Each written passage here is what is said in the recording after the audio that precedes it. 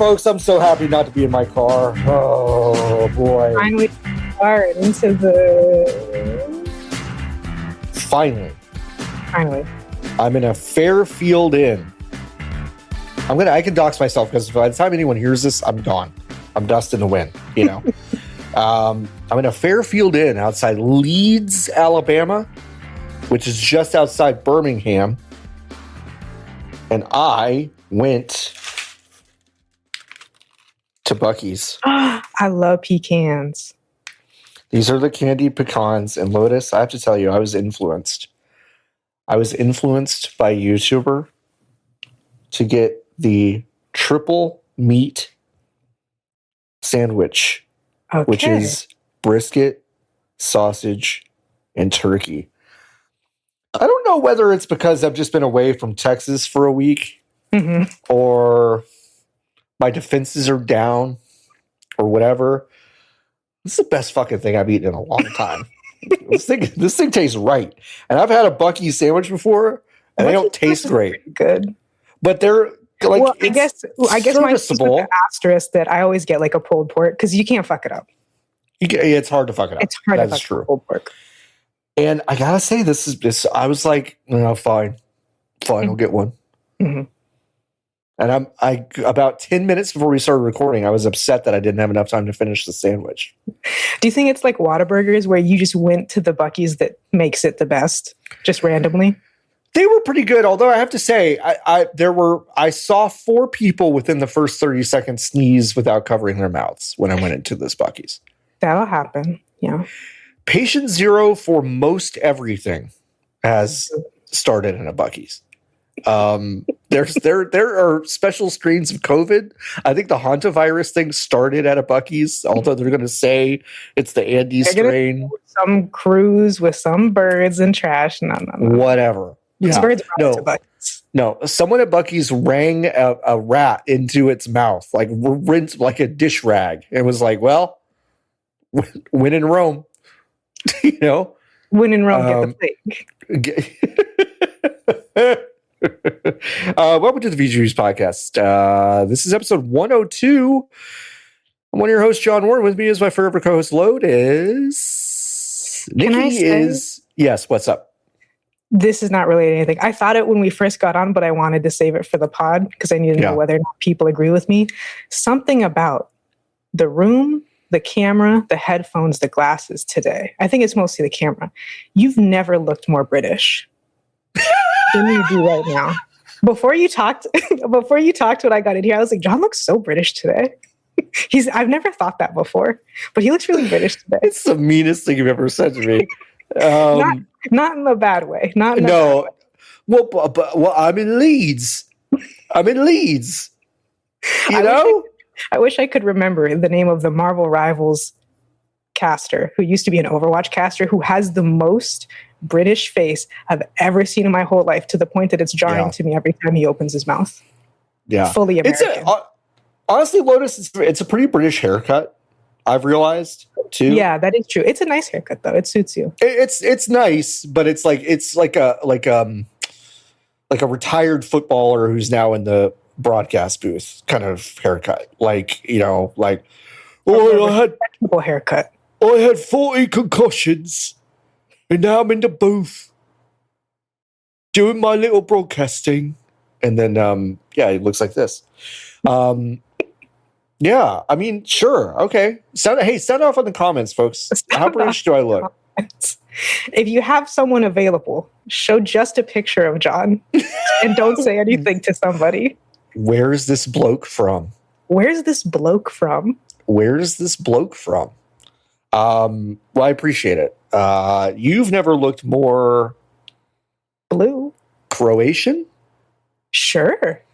Shout out Croatia. We're the number 42 video game podcast in Croatia. Which is I dove into charts this week for the first time, and I was like, Croatia, yeah, let's go. No reviews. But thank you, Croatia. Wish I could name one thing about you, except for Split. Split's pretty. Split? A place? Yeah, it's a coastal town. Okay. Yeah. Also, ISS been needing a lot of maintenance lately. Niki's not with us today. I mean, so what we recorded an episode of If You're Driving without Niki this week, and 18 versions of Outlook up on the ISS. 18 versions. And Niki's had to just unfuck the whole thing, which is wild to me. Lotus, you're going to have to say the whole thing over again. I don't know what is going on with your mic. It's the first time it's dropped in casual. Show. That's weird. Yeah. Well, now I'm extra self-conscious that I've said it before. It's like that scene in The Thing where they're doing the simulation. It's like, by next week, every computer will be infected with 2 copies of Outlook. Yeah, no, it's true. It is exactly like that. Lotus will edit around it so you only say it once. We'll do that. Hey, Jordo. Is that what's going to happen? That's not what's going to happen. So sorry. We're actually gonna put it in there 3 more times. That's what I was imagining when you said that. Y'all speaking in code. Take that one again. It's just run back slightly slower. I just keep doing it. Yeah. Boy, video games, huh? Let's talk about video games. We went kind of ham on this one. I mean, last week was no bummers, which I think was a rousing success. We've gotten a lot of great feedback, including someone sharing us on Blue Sky who said, I was wondering what they were going to do with a no bummers episode. Turns out they can't make a no bummers episode. You're not wrong. You're not wrong. You're not wrong is the thing. And that's what matters. It was the effort and the thought that matters. We're back to bummers this week, but you know what's not a bummer? Before I even say that, joining VGBees.com/join. Go to VGBees.com/join. Join the Hive. If you join the Hive, you give us money directly, which is amazing. You can ask us questions like the ones we're going to answer at the end of the show. That's our P.O. Box, 202-863, Arlington, Texas, 76006. I will be going there on Monday to look at it for the first time in many weeks. So hopefully there's not an angry clerk that's like, you paid for a tiny one and everyone has sent you giant parcels that we just had to hang on to in the back. Have fun with your banana bread, asshole. I real quick, I supported Patreon for a guy named John Kirkwood, who is a British baker and chef.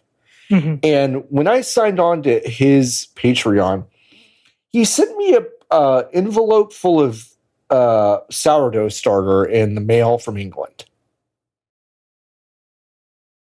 I didn't think that was legal.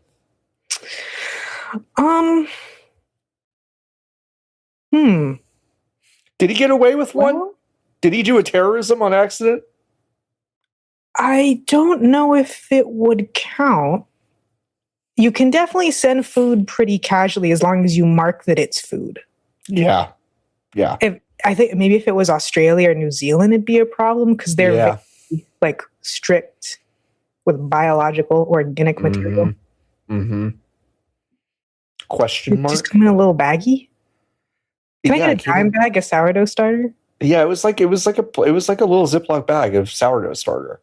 Huh. Now, did I do anything with it? Mr. Kirkwood, I'm sorry, I did not. I felt like... Ate it straight. I scooped it out with my paw like Winnie the Pooh with honey and just was like, nom, nom, nom, nom. Oh, bother. And I was in the hospital for 2 weeks. Immediately botulism. We're back to bummers this week, except we're going to start with so not a bummer, in my opinion. Subnautica 2 came out this week in early access and has sold 2 million copies in its first 12 hours, I think, in the launch window. So by the time you're listening to this, I'm going to guess it's going to be 3 to 4. because Do you that's think usually it'll sell 3.3 million in 3 days? I think it might. I think it I'll be might. past They might. that. They might outdo Expedition 33. They might do it. Whatever number Expedition 33 gave, because I never remember it anymore, just because I remember that there were a lot of threes. But how many digits? I couldn't. It was 3.3 million copies in 33 days, I think. Okay. Oh, they'll definitely do that. They'll definitely do that. I think Subnautica is going to sell a lot. Subnautica 2. But if you recall, the KRAFTON CEO used ChatGPT to basically strategize against the leadership of the company and decided to oust its development leaders at Unknown Worlds. And then a judge was like, well, I don't think you could really do that just to avoid paying them a massive performance-based bonus. And so they're going to be entitled to a huge bonus if the game sells well. And boy, oh boy. Oh, yeah. If anything, it probably sold better just due to the passage of time. Subnautica is not unpopular. It's one of IMO, like the 20 best PC games ever. So it's awesome. It's great. It's a great video game. And Subnautica 2 is they just more bigger. It's just more of it. Yeah. Yeah. And so it's not surprising that this happened, but it does feel good that now there's this kind of like thing tacked onto it where an AI strategizing CEO gets hoisted by his own petard in a really, really, really, really, really funny and dramatic fashion. Oh, yeah. So out right now in early access. I'm going to get my hands on it this weekend. I didn't play quite as much of the first one as I wanted to, but I do really like it. So I'm excited to get into Subnautica 2 and, lose a weekend or whatever. I think that'll be good. And I'll be one of the many contributing to the demise of KRAFTON CEO Chong-Ham Ken. Good day, sir. Good day to you. I'm going to buy your game. I'm going to buy your hey, bud. I'm going to buy your fucking game. But loser. I know the sales figure are going to be so high, you fucking bitch. But we'll take what embarrassment we can give.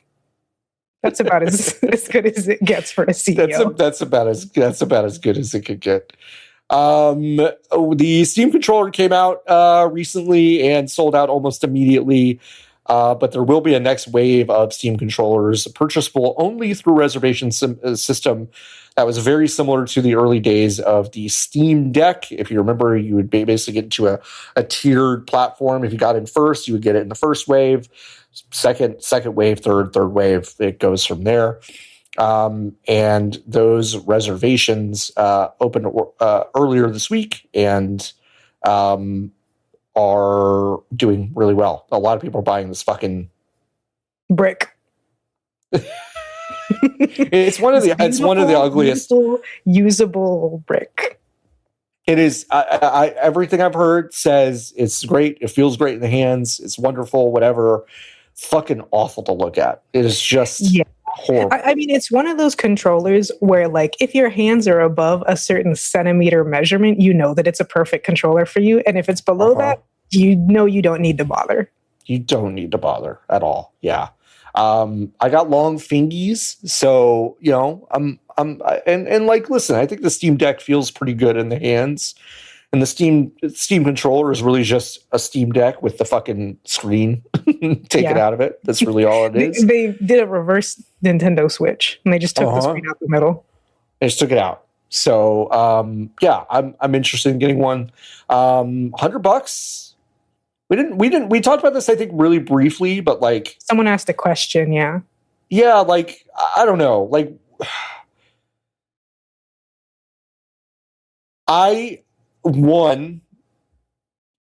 from an ethics perspective, I have to say, like I am tuned to believe that premium controllers do carry a premium price based on other businesses I'm involved with. So just I'll put that there. Mm-hmm. But I'm also like, when I bought an Xbox Elite controller, no games for genocide.com. I did. I was like, okay, yeah. I like this. This does feel better. It does feel good. It's nice to have like a really thoughtful, heavy, modular, like whatever accoutrement is like. All those things do feel really good, and I think it makes sense for it to have a premium price point. Although I know some people have bucked at it. But I don't know. It makes sense to me. Yeah, I can't make myself buy a new controller till this one explodes. It already has a giant crack in it, and the joysticks no longer have a grip. And I actually thought that it had stopped working because I still have an Xbox One controller. But if you remember how these ones went, this cable was like really, really sharp and square. And so the issue was actually just that the cable didn't fit in the housing anymore because it's like kind of warped. Oh, wait, where's the big? There's this.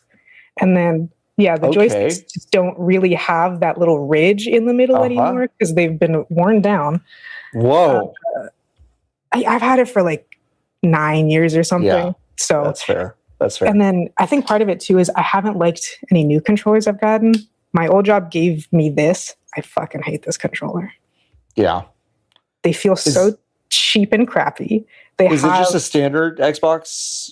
I think this must be a series controller, yeah? I don't know what they're called. No, it is definitely a series controller. It has this weird matte. I know it's impossible to tell, but it's like matte and rubby, and then it's got the little bumper things that I press on accident, and I don't like the sound they make. So I'm like, I don't like the sound. I can only be forced to get a new controller at this rate. I will play this.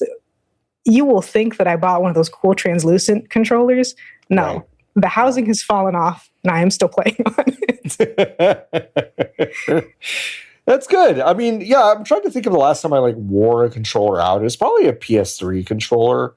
I remember beating the brakes off of that thing. But I think I had PS2 controllers bite it. I think our old GameCube controllers still work. Probably. There's no way.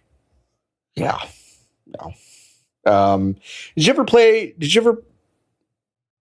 No, it was definitely after your time. You didn't have an N64, right? No way. No, I had a friend who had one though. Okay. Did you ever play Mario Party on that thing? Not Party. I remember playing Kart. So in Party, this is kind of a reverse of what we're talking about of like you beating up the controller. In Party, there were a couple of games that required you to do big circles on the thumb pad, and you would Pokemon Stadium had those. Yeah, I remember. And you just kind of jam your palm onto the thing and rub it really, really, really fast like this. You can clip that, everyone. And you would just you would have stigmata. Like you would just have holes in your hands after like a good session with that. And now we take out our frustrations on our controllers. So and it's all because of the 64. It's all because of that. It's so interesting that like they didn't think about comfort at all in that first one. Like that's so funny to me. No, yeah. I wish I could go back in time to figure out what I thought when I saw an N64 controller for the first time. Because you're right that it's before my time, but not by like a lot. Yeah. I had a couple of childhood friends who both had an N64 in their household. So I must have gone over someday at the age of like 6 and gone, what the fuck is this? But maybe I was too distracted by the promise of playing Pokemon Stadium. I mean, it was cool. It was a cool system. It's one of the worst controllers ever made. It's hilarious. It's really funny. But it feels like it should be used to control tanks. Yeah. Yeah, 100%. 100%. Yeah. Bad controller. But and then they made one of the best with the GameCube controller. Although that C-stick still pisses me off to this day. to this day. Funny. The GameCube controller had the issue of you play a game, you have the controller in your hands, and the game shows you the control scheme or tells you do this, and it just shows a picture of the button, and you go, I don't know what that is. Yeah, no idea. Weird buttons. Also, I've used the GameCube controller so many times, I could not diagram it for you. Like, I could not tell you the names of some of the buttons. But you could feel it because the buttons are all different sizes. 100%. Like, I know where everything is, and I know what it probably does in the games I'm playing. Yes. But I could not tell you what they're called. Like the C-stick, yes. The D-pad, sure. Thumbstick, sure. But beyond that, I'm like, nah. Which one's Y and which one's X? Don't remember. Don't really remember. There's some trigger button. The purple one is Z. I remember that because no game, exaggerating, but no game I fucking played used it. So that's one of the ones where you have a game tell you to use the Z button for the first time and you go, I'm sorry. I don't know what that is. Yeah. I don't know. It's such a holdover from the N64, and it's like, it's vestigial. Y'all made a vestigial organ on this controller. Well, it's fun with the Wii too, because you may have never touched a GameCube controller and it says press these buttons. You go, huh? Press what now? I need the nunchuck. Oh, I see. Need the Wiimote nunchuck. The nunchuck. You can try to use your Wii nunchuck to play Marathon. And boy, they need it. I was not worried about this game until this week when it came out that Sony has notched a $560 million loss on the acquisition of Bungie through Q4 of 2025, which ended just before or just after Marathon came out. The Bungie acquisition has kind of been a little bit of a disaster for Sony from an actual revenue and profitability standpoint. Yes. $560 million is a lot to make up, and Marathon has only been averaging about 10 to 15,000 concurrent players over on Steam, which is where it has heaven forfend. Wait, what? Heaven forfend. Only 15,000 concurrent. What a fucking flop. Listen, that's the nugget of all this is how much fucking money did Sony expect this video game to make? I don't know. And now the second part of the story is kind of the thing that makes me go, okay. In a lot of ways, this is kind of the thing that like I was maybe hoping would happen, which is Marathon has kind of laid out a PVE kind of roadmap where there will be PVE only modes in the future and then kind of more casual PvP experiences to go with its base, very brutal game. And it's supposed to court new players. But the thing is that I'm not convinced that these changes won't also dilute the kind of the sicko game that the 15,000 people every day are playing. And so while I'm kind of like, yeah, add to the game, sure. The cost, I worry, will be the core audience of the game. And then you may still miss on the new audience that you're looking for. Either way, I don't think that they'll make whatever absurd number has Sony made up. No. Also, because Destiny's not doing paid expansions anymore, so where money come from is a huge question. I don't think I'm as concerned about like the sickos, because of those 15,000 people, I don't think even 10,000 of them are sickos. I think a lot of people want a new Bungie game. A lot of people want to play a game with their friends, yada, yada. A lot of people are playing it in a more casual manner. And then also, I think, like, obviously this game makes me think of Sea of Thieves, which is a game that launched as PvPvE that you can't opt out of, and where you do get harassed for being gay. And then after many years, they did. Can you imagine a game where you're singing shanties on the open ocean and you're ridiculed for being gay? Crazy. We have it. Put up a pride flag and you will have people doing everything in their power to kill you and then spawn camp you and Sea of Thieves. So because of that, and then as the game got older, Microsoft did seem to recognize that, like, hey, maybe private lobbies and more PvE stuff is like maybe a good kind of more sense. tack onto this. Sure. I guess it would depend on how hard Marathon goes into it. Like, are they going to fundamentally change the game so that the other shit can never be done? Right. I'd like to say probably not, but then I think about Destiny 2 and I'm like, ooh, maybe. Mm-hmm. Maybe. Sony just made a lot of money for that fucking studio. And Bungie's executive team made out like bandits. And the rest is a mystery. It's a mystery, Dave. Wasn't a huge chunk of the money specifically, like effectively to buy Bungie employees? I forget what term you would use for that, but like to secure their contracts. I think securing their contracts, like transferring them over to like a secure base to make sure that like, yes, the company is the company and the assets are the assets, but also the people that built this stuff, which by the way, like that's how it should work. I think in these kind of situations, pay a premium to retain the talent because the talent is what makes it. So I don't fault the idea there.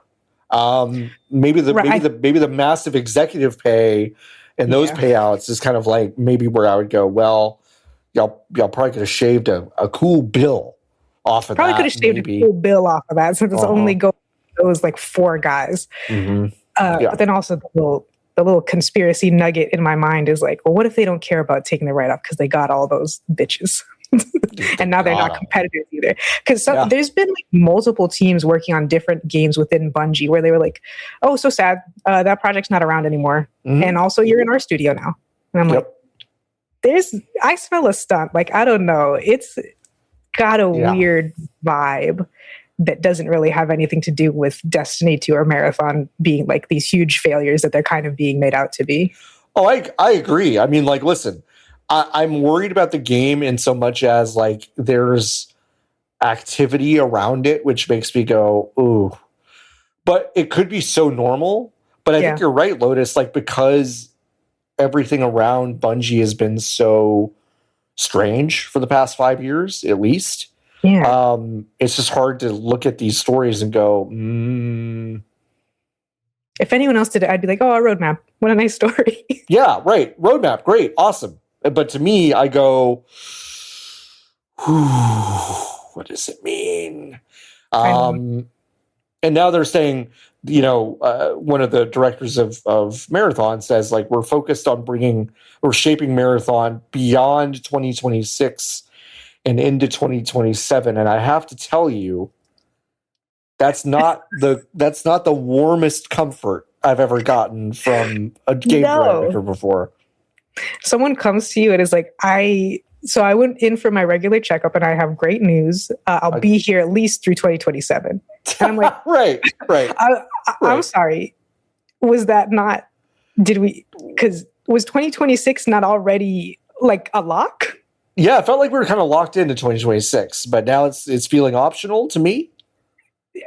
We suddenly, and it's so easy to read into the slightest verbal changes that somebody says.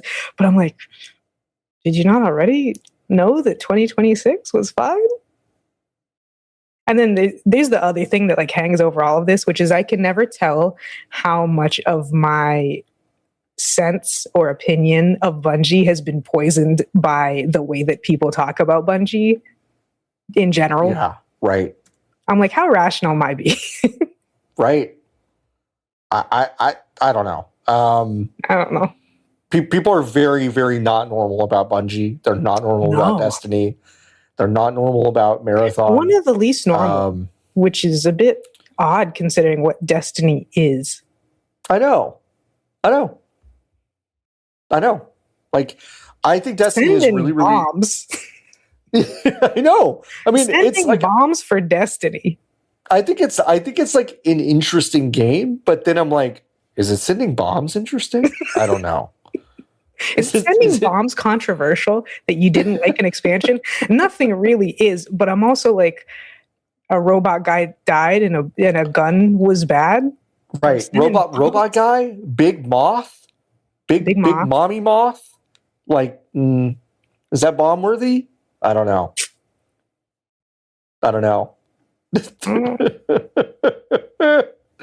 Is it bomb worthy? Bomb worthy. Is it bomb worthy? Well, something that is worthy of our attention is, of course, the very, very shocking. Lotus, I don't know where you were when you read this news, but it was... I had to sit down. I had to sit down even further. Like, I was already sitting down. I had to kind of like... I was in the Toyota Sienna. I had to lean the seat back.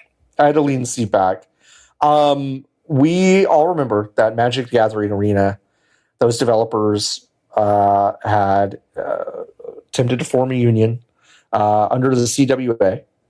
And now they are saying that Wizards of the Coast and Hasbro, and once again, I hope you're sitting down, they have declined to voluntarily recognize the union. And this is why I need my soundboard. Because wouldn't that be a perfect spot for an explosion sound effect? It would. 30,000 people have signed a petition calling on Wizards of the Coast to recognize UWOTCCWA, that's the union. And they have previously filed an election petition with the National Labor Relations Board to push for this recognition in the event that Wizards of the Coast and Hasbro failed to meet their demands. That's crazy. That was crazy what I did. If you recall, one of the big things that the union wants to accomplish is putting up guardrails against generative AI and also codifying layoff procedures in an industry that is increasingly doing really just incredibly sweeping mass layoffs. But yes, Hasbro, Wizards of the Coast decided, nah, we're not going to do that. We ain't going to do that. How could the creators of Barbie do this? How the fuck? We all were there when Greta Gerwig made her epic feminist opus, Barbie, the film. Should have changed everything. Billie Eilish is like, and then it's like we thought that was our moment, our labor anthem. You know, when she sang, what are the lyrics? I used to toil without any guardrails. That's how it went. And I remember sitting in the theater crying. Margot Robbie crying in the credits. You know how I am. I don't need to say anything. No. A betrayal of the highest order. But hey, listen, Double Fine decided anything Wizards of the Coast could do, we could do also. I know. It'd be fun to say more news about this, but the news is that Double Fine unionized under the CWA. Yep. And it's a sentence. Yep. Microsoft is somewhat legally obligated to recognize this, even though they definitely don't want to. Yeah. And hopefully this matters and helps in the long run. Because I think everyone and their mother for the past 4 or 5 years has been thinking that Double Fine is operating on borrowed time. I still think that they want to keep them around because it's a good look. It's a good look. It's a good look, and they're good games. Double Fine could be gone tomorrow because Microsoft doesn't feel like it. Yeah, it just it just feels like Tim Schafer could do anything he wants. He could go do whatever. Yeah. And because they've kind of got to that level where, I think it almost feels like they're not insulated from anything because it's like, well, yeah, sure, we get some bad press for letting Tim Schafer's studio just dissolve, but also is Kiln driving Game Pass signups? Probably not. I don't know. Inventive games, great games, some great. But yeah, it's weird. But they are not like Lotus is saying, they're not the first studio or group under Microsoft to unionize. id Software did it last December, and then some Diablo series workers within Blizzard did it last August. So yeah. And by the way, once again, Copilot no longer happening. I feel like, we talked about that last week, but it's like, once again, it's really great. No bummers. No bummers. By the way, do you still have the ticker? I had to mute myself. I was laughing so hard. Oh, it was really good. I got you good. That was really satisfying. Go to nogamesforgenocide.com and please read about the BDS boycotts. Read about the boycotts of Microsoft and Xbox products. Just like, we're going to skip a couple real quick. Just like the new Xbox controllers that were leaked, including one Xbox Elite controller. And then, Lotus, have you seen the little dumbass looking fucking thing that they're making? Have you seen it? I actually haven't. As far as I'm concerned, this is hot off the presses. Hot off the presses? Okay, listen, we're going to open this image in a new tab. You're going to get to see this fuck-ass controller. I can't wait for you to see this. Live reacts. Let's get share screen. Let me sit up straight.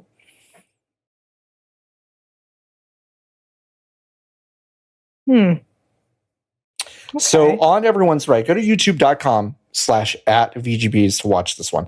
On the right is, of course, the Xbox Elite 3, which is probably a working title, but also probably what it will be called.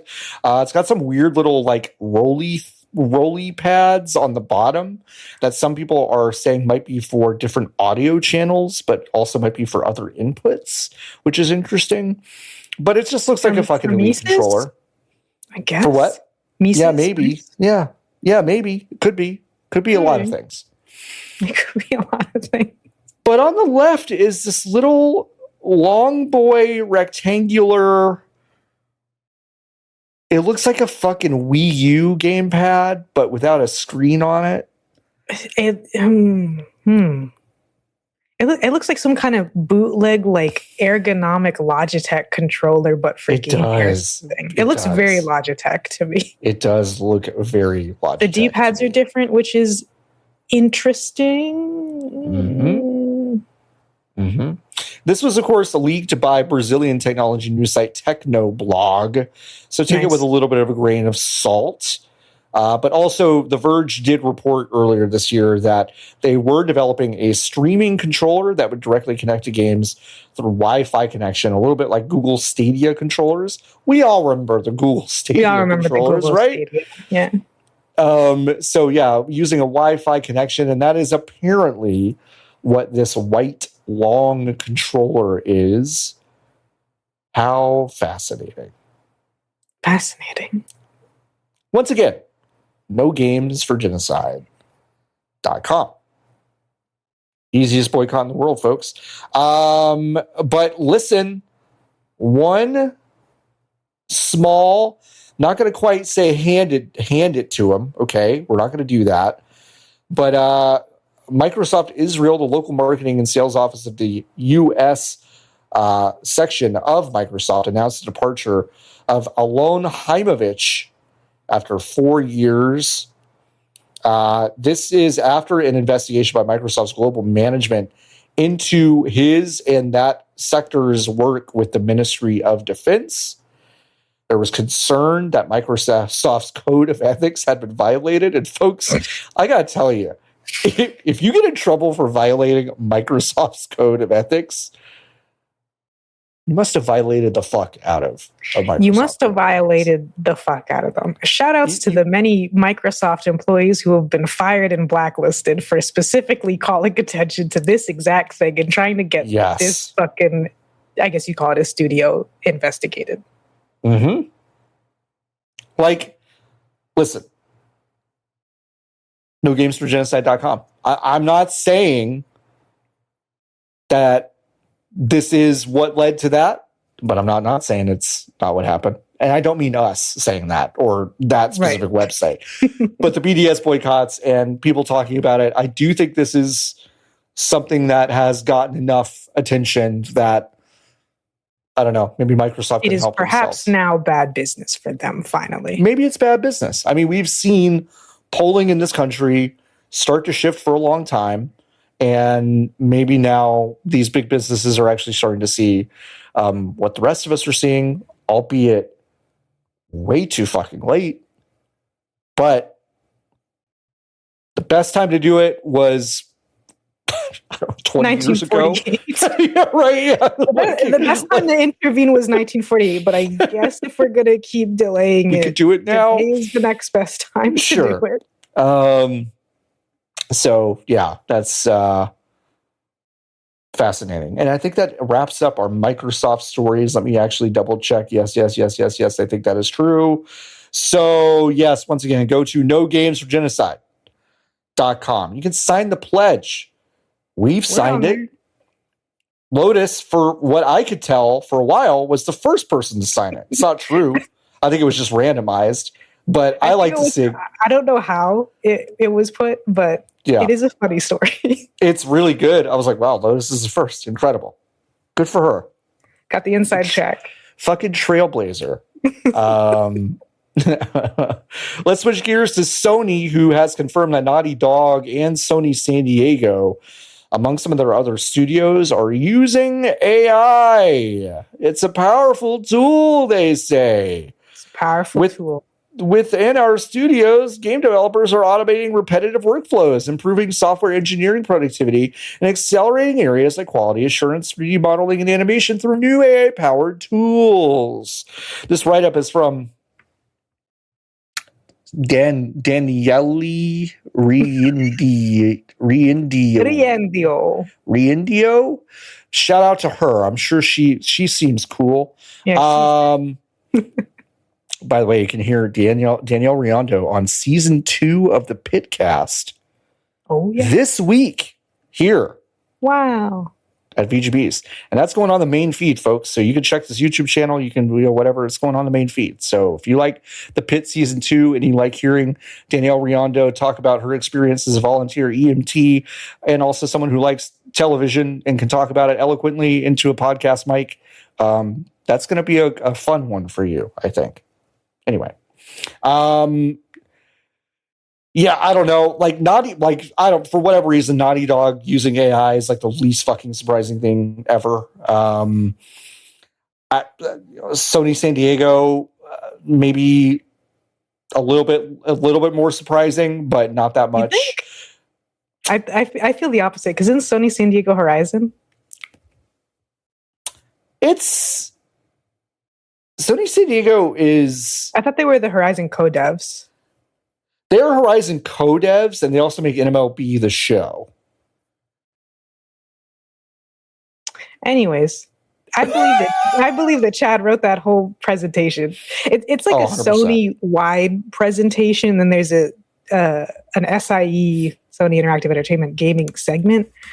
The thing is, they never say generative AI. They only say AI, and they do that super cool, fun thing that we love, and I feel like we are obligated to talk about more because the waters have become so muddied, where they say AI, and the implication of it being this new grand technology is that they're talking about generative AI, and they're just talking about stuff that's already in video games that they might have their own proprietary technology for.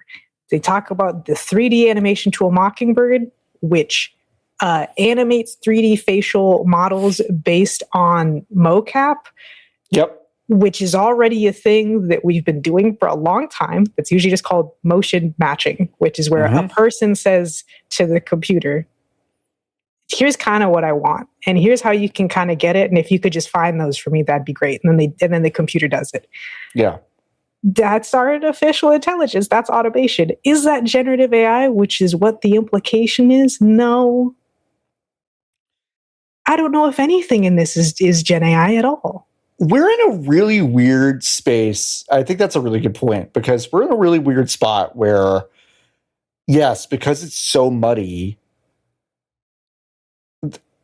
Sony and all these like executive leadership teams are in this position where they need to tell their boards that they're doing everything they can to get on the AI train.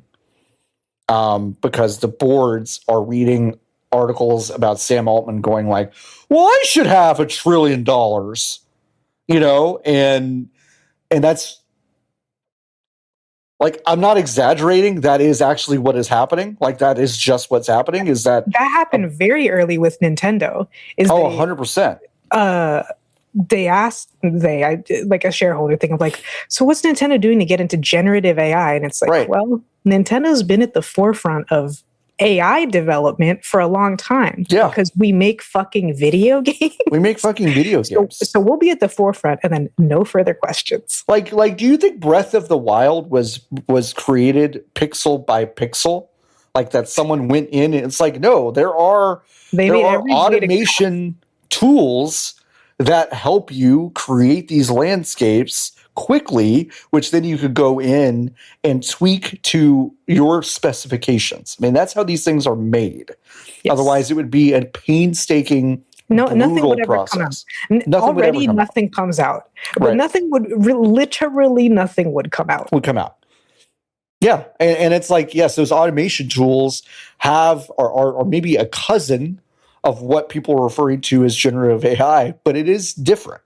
And it has been in the industry for a very, very, very long time. Yeah.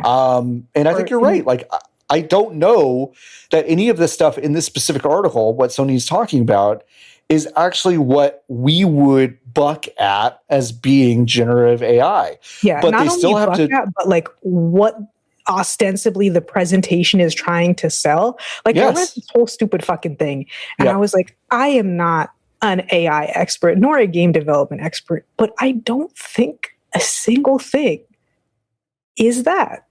And that's weird. They talk about NPCs, and I'm like,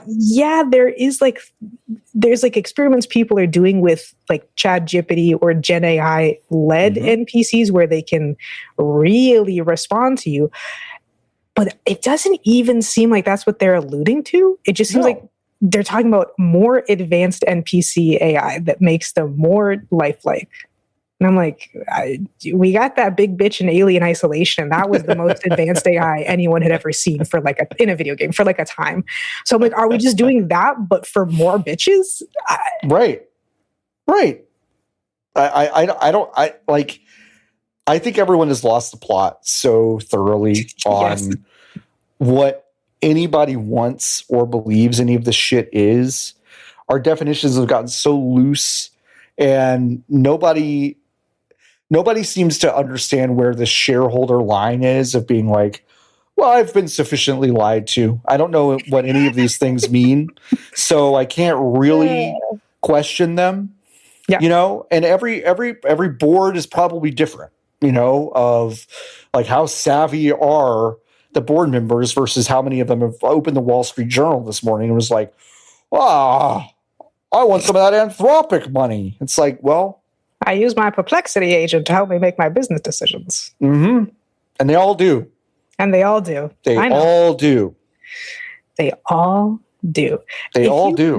If you could get your greasy mitts on Perplexity's back end for 3 seconds, you can make so much money on that stock market so fast. Man. And hey, somebody is.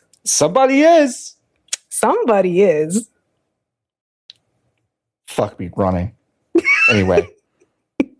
Terrible.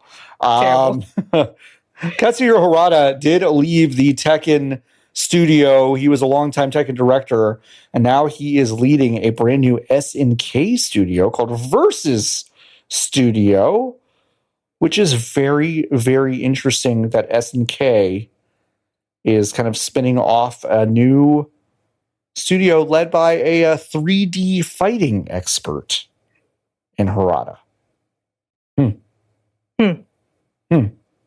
Can I answer a Hive question early? Yeah, you can. Great. My Hero Zero says, what's the new game that's never coming out?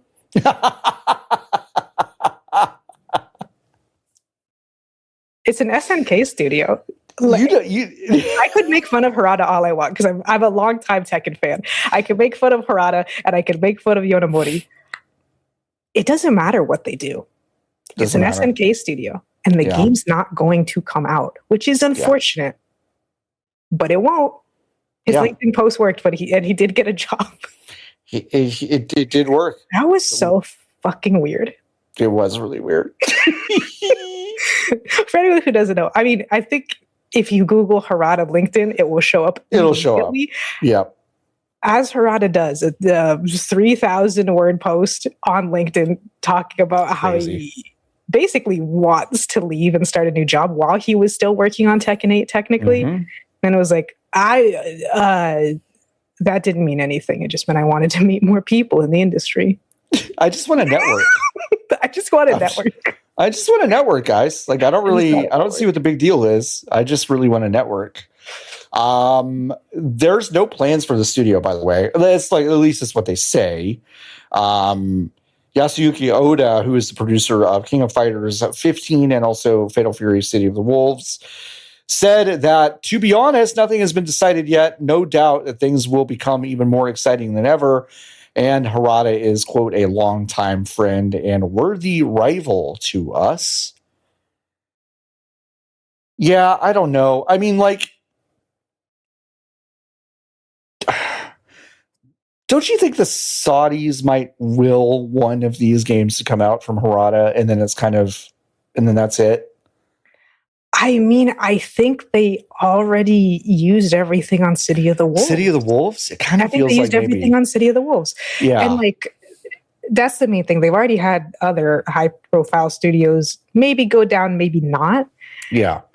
Tekken 8 took like 10 fucking years to make. It was so long. But I think it was 7 years, where from when they said that we are starting on Tekken 8 to it was a long time actually coming out. Yeah. And so, like, I don't know. I also don't know what he's going to do. The interesting thing about Harada is that I think if you went by his credits, he has actually been an actual, like, very hands-on producer more than he has directed any games. Right. So I'm like, does that have something to do with something? I don't know. That's a good point. I don't know. It'll be fascinating to see whatever happens. Like, let's say all the pieces are in place. Yeah. Harada opening a brand new studio. This is still probably 5 years away from us even knowing what this fucking thing is. They probably don't even have employees yet. No, probably not. Probably not. But they got a logo. 7 lead employees. Yeah, they have a logo. They got a logo. Wow. And we have late breaking news, folks. Oh, yeah? Well, Niki Grayson has joined the show. Hi, everyone.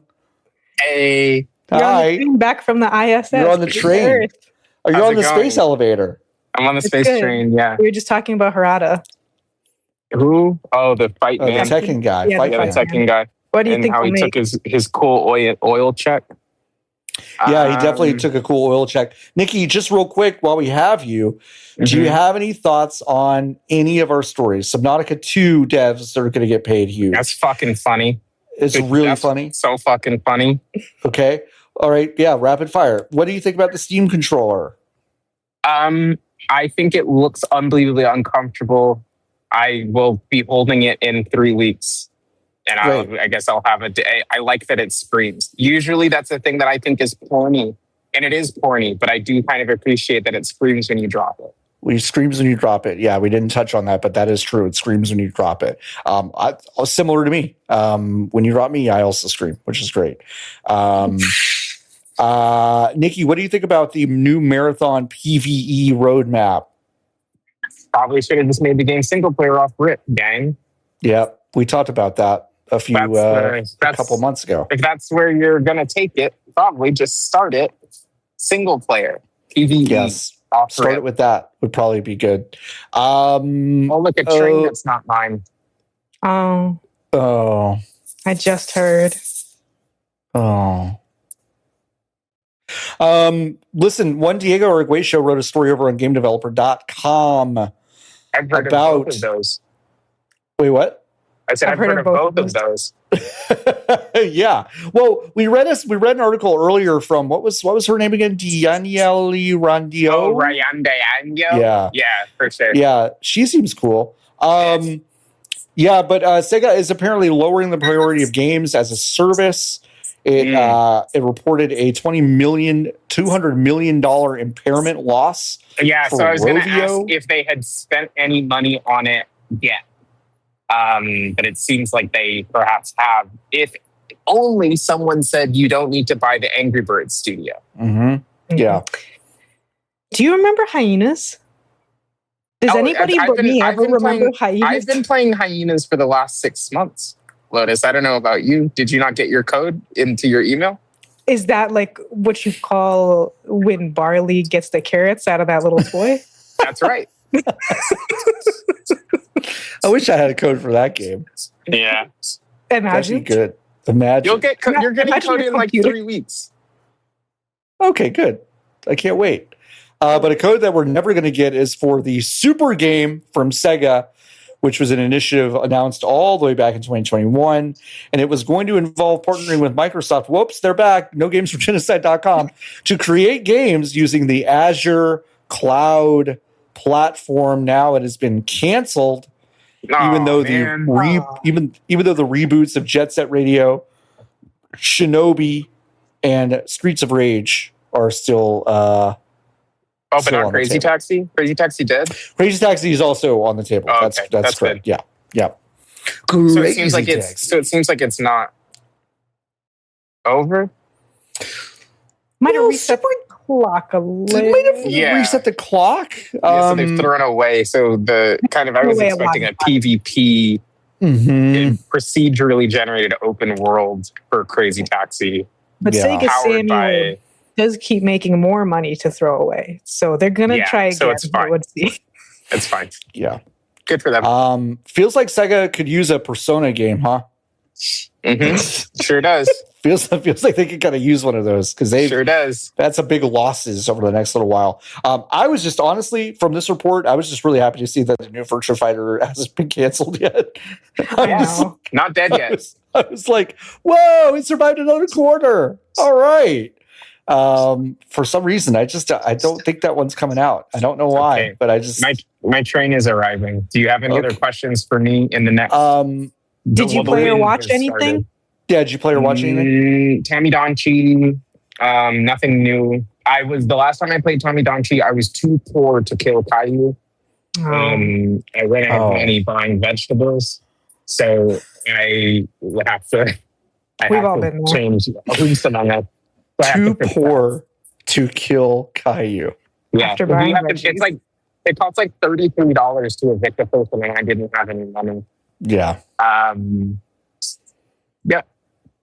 Okay. Farewell. Get home safe. Get home safe. Bye. This is a train. Bye. Bye. That's a train. Their dedication. Their to being dedication on the program is astounding.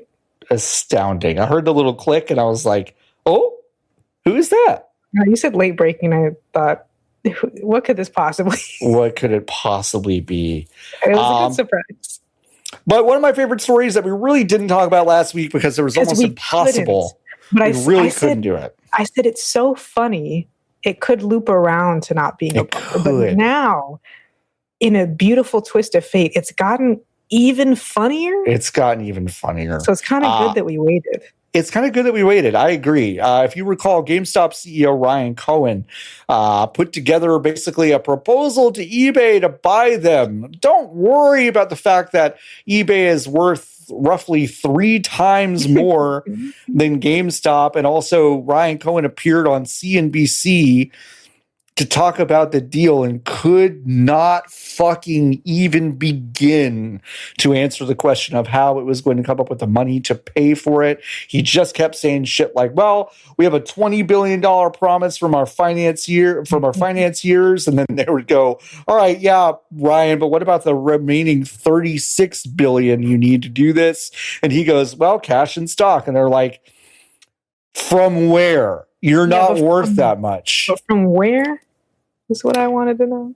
Anyway, eBay wasted very little time to say, dear Mr. Cohen, the board, with the support of its independent advisors, has thoroughly reviewed your proposal and has determined to reject it. We have concluded that your proposal is neither credible nor attractive. Do you know how good it must have felt to be that fucking lawyer? Because also John is quoting verbatim. Can you, like, I would be sitting there like, every moment of my career, my training, my education, all the way back to Hooked on Phonics, has led up to the moment to be able to look at the GameStop man and say, we have concluded that your proposal is neither credible nor attractive. Oh, so good. I mean, like, you're right. You go your whole career and you don't have anything that's delicious. Like this is one of the best things. Boring. Yes, 100%. 100%. But, quote, we have taken into account such factors as eBay's standalone prospects, the uncertainty regarding your financing proposal, which is great, the impact of your proposal on eBay's long-term growth and profitability, the leverage, operational risks, and leadership structure of a combined entity, and the resulting implications of these factors on valuation, and GameStop's governance and executive incentives. And I feel like that part, again, a very delicious part to add to this, which was basically saying, if you do this deal, if we decide to do this, we know you, Ryan Cohen, a sniveling little fuck who thought he could bully his way on CNBC to buy a bigger company, it would have some massive fucking payday. And eBay is going, why the fuck would we want to participate in that? So funny. Which is so good. It's so good. Now, Ryan Cohen has said he's going to take this deal directly to shareholders, which he is legally allowed to do, and say, hey, listen, that's called a hostile takeover. The shareholders can decide if they want to actually participate in that kind of independently and maybe force eBay's hand. But I also kind of just asking around to a few people who do a lot of this stuff, they don't think that's a viable option for Ryan Cohen. They really don't. So whatever chewy magic this guy has done in the past to sneak his way into this GameStop job, he's stuck with it. And I don't think he's getting out the way he thinks he is. And the most important thing to take from this story is that if you have ever in your life suffered from imposter syndrome, stop. Oh, stop. Stop. Right now, today, you will stop. Yep. Stop. Because there's someone much worse and dumber than you who doesn't have such issues. So you just gotta go. Put in the application. And just think about like confidence, right? Like if you ever sit around going like, I wish I had more confidence, but like I just don't know. Ryan Cohen has the most unearned confidence of anyone I've ever seen, and he's a fucking moron. So whatever kind of self-doubt you've got, just know you could be more confident than Ryan Cohen and get away with it, because that guy fucking sucks out loud. I hate his fucking face. I hate his fucking, I hate his voice. I hate his bones. I hate his blood. I hate this guy. I really don't like him at all. And I'm really glad that he got thoroughly eviscerated this week. That was great. No bummers. That's not a bummer. That's not a bummer. That is not a bummer. That was my argument before, but like we said, for the No Bummers episode, but like we said, it's funnier now. Yep. Victory tastes so sweet. Nintendo released their fiscal year ending memorandum ending March 2026. There was an English translation we're looking at. This was dated last Friday. We didn't get a chance to look at it until now. But they have acknowledged that the memory shortage has affected things. The Iran war also led to the Switch 2 price hikes. And there are new titles coming to Switch 2 in 2026. I expect Lotus, some of these will be announced in about 3 weeks at a Nintendo Direct that will happen probably the week of SGF. One can only assume. We can probably do more than assume. I think I'm confident in saying from my sources. Oh. Yeah. Inside scoop. Oh, man. I love it. Hardest to predict of all time. No, listen, I know it's a big scoop. Call me John Scoops Warren, but yeah, Nintendo might be doing a Nintendo Direct the week of Summer Game Fest. I would expect it probably before the event itself, maybe a day after. Hard to say. I feel like usually they do it before, and then the tree house is the day after. Yeah, something like usually that. how it kind of works out. Yeah, but yeah, expect that, and expect that it will be a first party. So it is a big one. So I don't know what these will be. Lotus wrote the notes that 3D 2026 Mario speculation is not dead. We can only hope. Yet. It's not dead dead yet. This could kill it perfectly. They didn't say they'd announce everything. We got time. I don't know who's making it, because if it's not the Bonanza team, I have no idea who's making it. Right. But yeah, it's not dead yet. But it would be quite strange for there to be. I'm trying to think of the last time that's happened. Like 2 really big 3D platformers coming out consecutively. I mean, they're not platformers, but 2017 for the launch of the Switch was Odyssey and Breath of the Wild. That's true. And so it's like that is obviously not playing by the same rules, but it has a similar feeling, especially because the Switch 2 kind of just came out. Mm-hmm. Yeah. At least if we're working on the same timeline of 2017 being the first year for the Switch, it's like, yeah. Yes, indeed. And I think that's it for the news this week. So way to go. We got through a lot. Listen, we heard what Niki played. John played something called Being in Nature for the week. I saw a 2-foot long baby alligator basically in my parents' front yard in South Carolina, which was kind of cool, but also made us go, huh. Where's the rest of his family? Right. Where are they in that thicket outside the yard? Where are they? But besides that, what did I do? I watched. You watched some good House Hunters. That's my hotel program of choice. Oh, House Hunters is such a good. House Hunters is a hotel TV show. It's a really good hotel TV show. I've seen they were so smart. Whatever, I guess it's HBO, right? That's what the House Hunters shit is on HGTV. Yeah. They have channels that just play shit constantly, and one of them is just a House Hunters channel, and it's the smartest thing. Honestly, it's the smartest thing I can imagine. It's just are you ready to just kind of sink into a K-hole? But it's for House Hunters. Yes, I am. At a hotel, nothing makes me more angry than when House Hunters switches to House Hunters International. I hate the international. I don't care. I don't need to and it's always a couple that's not rich enough to be rich in America going to Panama, and it's you just get more house for your money. It's everything's so cheap here. Yeah. Wonder why that is. Wonder why. Who could have done that? Stupid. But I love House Hunters so much, so I'll probably be watching some of that this evening. You got to get into that. Gotta love it. But you have played a game that I was very interested in when it came out. I think this is the first game I talked about on the show. It might have been. It might have been.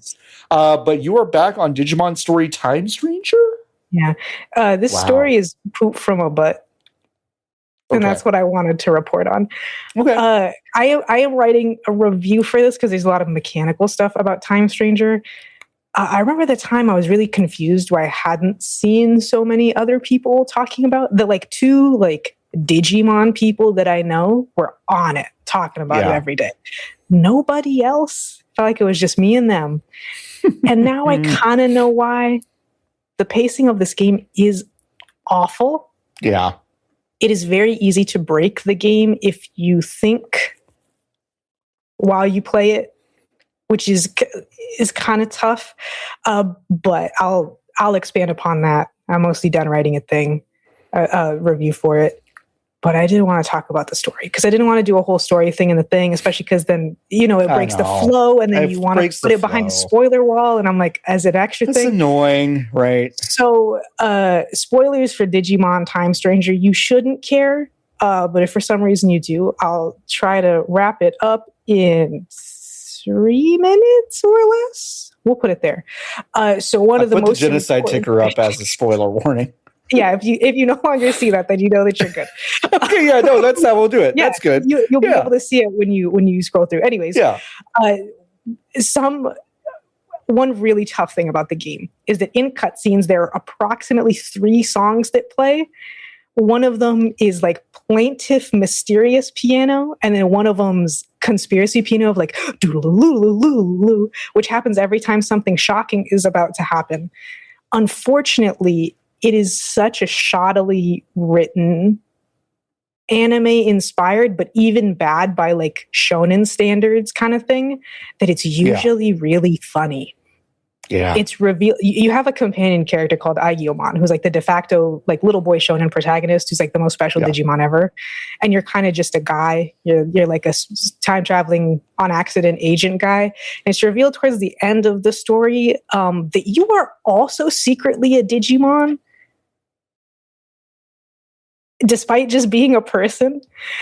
And as part of that, this does one of those anime things that you have to hate. Anime JRPG, poorly written story thing for children, like whatever. But I very much associate this with like anime for children storytelling, where everything could be explained in like 3 sentences, but everybody refuses to talk and is constantly interrupted. I think the funniest one is that when it's revealed that you are also the Great Guardian, which is like the epithet that they use for Aigiyomon, and there's this big mythological story and whatnot. All 3 of your dialogue options say some variation of, but I didn't come from an egg. And after you say that, John, the mysterious conspiracy piano music continues to play, and they're like, there's no time for that. And I'm like, don't worry about it. I kind of need to know how I got here because I saw the egg and I didn't come out of it. And then 10 hours later, they're like, oh, no, yeah, you just kind of came out of nothingness. Come on. They didn't even write it a live birth. Like that, go for it. You know what I mean? No, it's like you were formed from one of the evil shadow time traveling versions of Aigiyomon. So if you play as the female agent, you kind of get an accidental trans thing, and like that's cool. But they do say that other Digimon are, because the timelines are converging, you're slowly starting to look more like Aigiyomon. So then that's not fun trans stuff. So it's like, well, damn, that's not fun. It's also, I'm just thinking of individual moments. Like one of my biggest pet peeves in along with the like we could just talk is when a character decides that they don't have the time to send a text message. Right. Yeah. This is a major plot point, John Warren. Because also a whole overarching thing is like they try to introduce stakes, and it's the digital world and the natural world of humans will all be destroyed if this war of Digimon breaks out, and the war will definitely break out and escalate if like certain, like I'll just call them generals, that's not what they call them, that's not the point, but super powerful Digimon who need to be there die before. So if any of them ever die, you immediately in a cutscene time travel to before they died with the knowledge that they're about to die. So there's just no stakes extant in the story ever. That's and one weird. of these, it's really weird, but you will hear that doo-loo-loo-loo-loo every time. It's like, Volcanismon died because you were too late, because you were looking at that commercial in Akihabara. I sound like I'm joking. I know. I know you're not.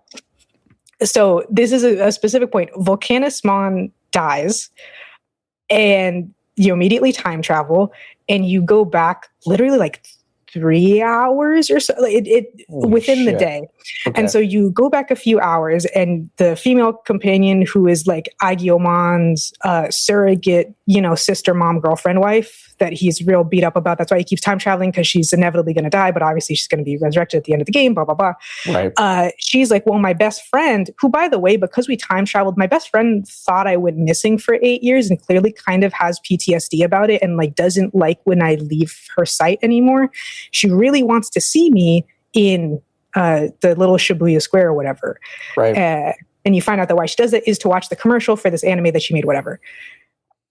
You go back in time and you're like, Volcanismon will die if we don't go there right fucking now. So she gets the text message from her friend and goes, well, I guess if it has to be right now, and closes the phone and puts it in her pocket. So now her friend, who's been looking for her for 8 years, who has become YouTube famous because she's been looking for her friend as like a supernatural investigator for 8 fucking years, that's a long time. She's just stopped answering her. Your friend comes back from the dead, exactly the same age as when they disappeared, and then one day stops answering all your phone calls and texts. But Volcanismon would have died. So, like, these are the plot points that you have to deal with for Digimon Story Time Stranger. Sometimes they play like 10 fucking cutscenes in a row. I have gotten to the point where I'm skipping all of them because I can't fucking do it. That's fucking crazy. Yeah. Isn't it weird? I mean, I feel like there's always a moment. Oh, you can probably take the thing. Oh, yeah, I could take the thing. I won't do more spoilers. I think there's always a moment in any game that introduces a cell phone mechanic. Yeah. Where I go, you didn't have to do this. You didn't have to do it. Maybe you shouldn't. You didn't have to do it. Like, you didn't have to do it. They're like Final Fantasy VII, the original, was one of the finest examples of this, because it's like when you leave Midgar, Barrett's like, here, Cloud, have a cell phone. The cell phone's going to allow you to call us, and you can like switch parties. And it's like, okay, sure. What if we just use a cell phone whenever we were all in peril, every single time, and we use a cell phone, and I could swap people out whenever. It's always just like, yeah. Why is it cell phone? Why does it even need to be explained? For like a sci-fi fantasy thing, it makes extra little sense. At least in Digimon, at least this game, it is set in like 2020 plus. Right. So it's like you kind of can't get around the fact that everybody already has a phone, but maybe just don't call attention to it. Or better yet, you could just say, because Digimon are digital monsters, you could say that like when they're around, their cell service doesn't work, but the main character's cell service works because they're like an agent who's the time stranger. So like, it's so awkward whenever there's a phone in the game. It has to be considered like to the millisecond to put a phone in the game and get away with it. You're gonna have a story. You're gonna have to. Niki has rejoined the stream. Where Niki at? Hi, Niki. No longer true. Whoa. This lens is so funny. I love the 90s. You love the 90s? Hey. You look kind of like the trained guy despite no longer being trained. You know, the guy who has the camera like here? Oh, yeah. He's Cars now. Yeah, he's Top Gear now. He's He took Amazon money. He's Cars now. Isn't that crazy? I did just see him with the Dick My Butt sign in a clip from the new Top Gear. So he's doing great. That's good. Yep. What are you talking about now? We were talking about Digimon Story Time Stranger and the pitfalls of putting a cellular device into a video game as like a mechanic. Oh, because then it makes it feel dated instantly. For us, it was more, I could call so. It's like when a character in a horror movie has a cell phone and you're like, why didn't you call anybody ever? Why didn't you text somebody? Call anybody. Yeah. I mean, I guess are you leaving? Yeah, I just wanted to. I thought it was going to be Hive questions. We're about to start. Well, we're about to do that. You came in right as we were going from games to about to introduce it, I think. I mean, if you want to go to VGBees.com/join. You can join the Hive. If you join the Hive, you can join our Discord. And if you join the Discord, you can ask us Hive questions. Discord is free, by the way, VGBees.com/Discord. But by joining the Hive, you get the cool special section and get to ask us questions on the show, just like these wonderful people. Let's start. Where did I go? Where was I? Like a Dylan asks, when is the Oops All Bummers episode? I really appreciate. I have to check. I'll check who it was, but whoever said first time listener. Yeah, because really good. Yeah, they're all bummers. Harkabian asks, what's your favorite easy to make, easy to eat meal? Mine is kimchi ramen packet and put a cup of frozen soup veggies in it. Sure. Good. That's a meal. It'll work. Yeah. Costco chicken, fried chicken tender. And then you put that in air fryer. And then that's the hard part done. Then you just cut up lettuce, tomato, put on bread, chimkin sandwich from fast food, but in your house. In your house. Well, it was Macabread who said first time listener to the previous question. That's a good credit where credit's due. Credit where credit's due. I like a rice and egg situation. Rice, egg, little hot sauce, sesame seeds, little soy maybe. If you got some green onions or something, like, maybe do that, garlic, whatever. You can zhuzh it up as much as you want, but it's really one of my faves. Ideologically, the elote man, which is who even knows Jason. Anymore? Is it Jason? I guess it is Jason. That's Jason. Any superstitions you can't quite shake despite not being otherwise remotely superstitious? Well, first of all, how do you know that none of us I think are I am superstitious. I'm medium-stitious. I don't go in. Oh, yeah, no, I think I'm also medium-stitious. I don't go under ladders. Interesting. Okay. And then I also think, and then if you split a pole, both of you will pass away shortly afterwards. Right. Yeah. I knock on wood. Fucking I don't even know. That's a superstition. I don't know if I believe it, but I do it instinctively, and I like to say it. Yeah. Wood. I also It feels like a ritual, but it's become a ritual so much that I'm like, I gotta do it if it comes up. Right. Yeah.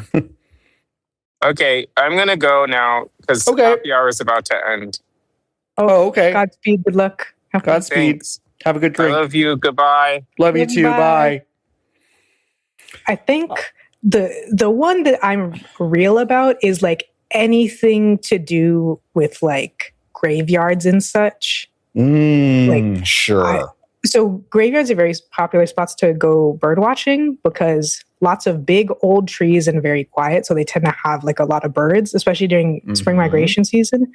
There was one time where I was on a guided tour and I witnessed a man who was on the tour with us while walking step on a gravestone. And I was like, he's going to hell. Definitely. He's going to hell. He's being haunted. Going to hell. Anything like that, stepping on or messing up gravestones. I don't know. I guess it will be a superstition, but viscerally, it feels so gross. Yeah, I get that. Don't fucking step on a headstone, dude. Yeah, don't sit on a headstone. I get that. Yeah. I saw. I think the reason I feel I agree. Obviously, I respect the gravestones of human beings, okay? But also I think about old gravestones of dead pets. Yeah. I saw a gravestone on Instagram recently that was a really old photo of a chihuahua engraved on a headstone, and it just said, she's just sleeping with and I was just like, oh my God. And so when you defile a graveyard, you're defiling that chihuahua specifically. So yeah, I also agree. Yeah, behave yourself in a graveyard. I'm weird about death because Christian. Well, no. Like, I'm weird about it in the sense that, like, you're not there. That's not you. You're gone. For sure. You're gone. It's gone. You're gone. But I also am like, people's memories and experiences are tied to also that place, you know. What is it called? The stone recorder theory. Right. That's like the true ghost hunting term for it, I think. Yeah. Yes. 100%. So I don't know. Yeah, I do think about that. I probably have too, honestly. Mm-hmm. Lovic asks, I just saw The Devil Wears Prada 2, surprisingly heartwarming. Heartwarming? Heartworms. Surprisingly heartwarming. Before it, there was a trailer for some movie, and it's not just some movie, it's Practical Magic 2, please. Starring Nicole Kidman and Sandra Bullock, who both appear to be half plastic. What celebrity should get more work done? Lovic, I got to tell you something. Nicole Kidman has had recent work that made her look better than she did about 5 years ago, because she looked worse about 5 years ago and now kind of looks even, I agree with you, plastic, but looks better now than she did 5 years ago. Good plastic. I can't wait to see what new face Bella Hadid has a couple seasons from now. Oh, that's not even like an insult. She has perfect work every single time, but she gets a whole new face like every it's a whole new face. Yeah, it's impressive. Wild. Yeah. Who should get more work? I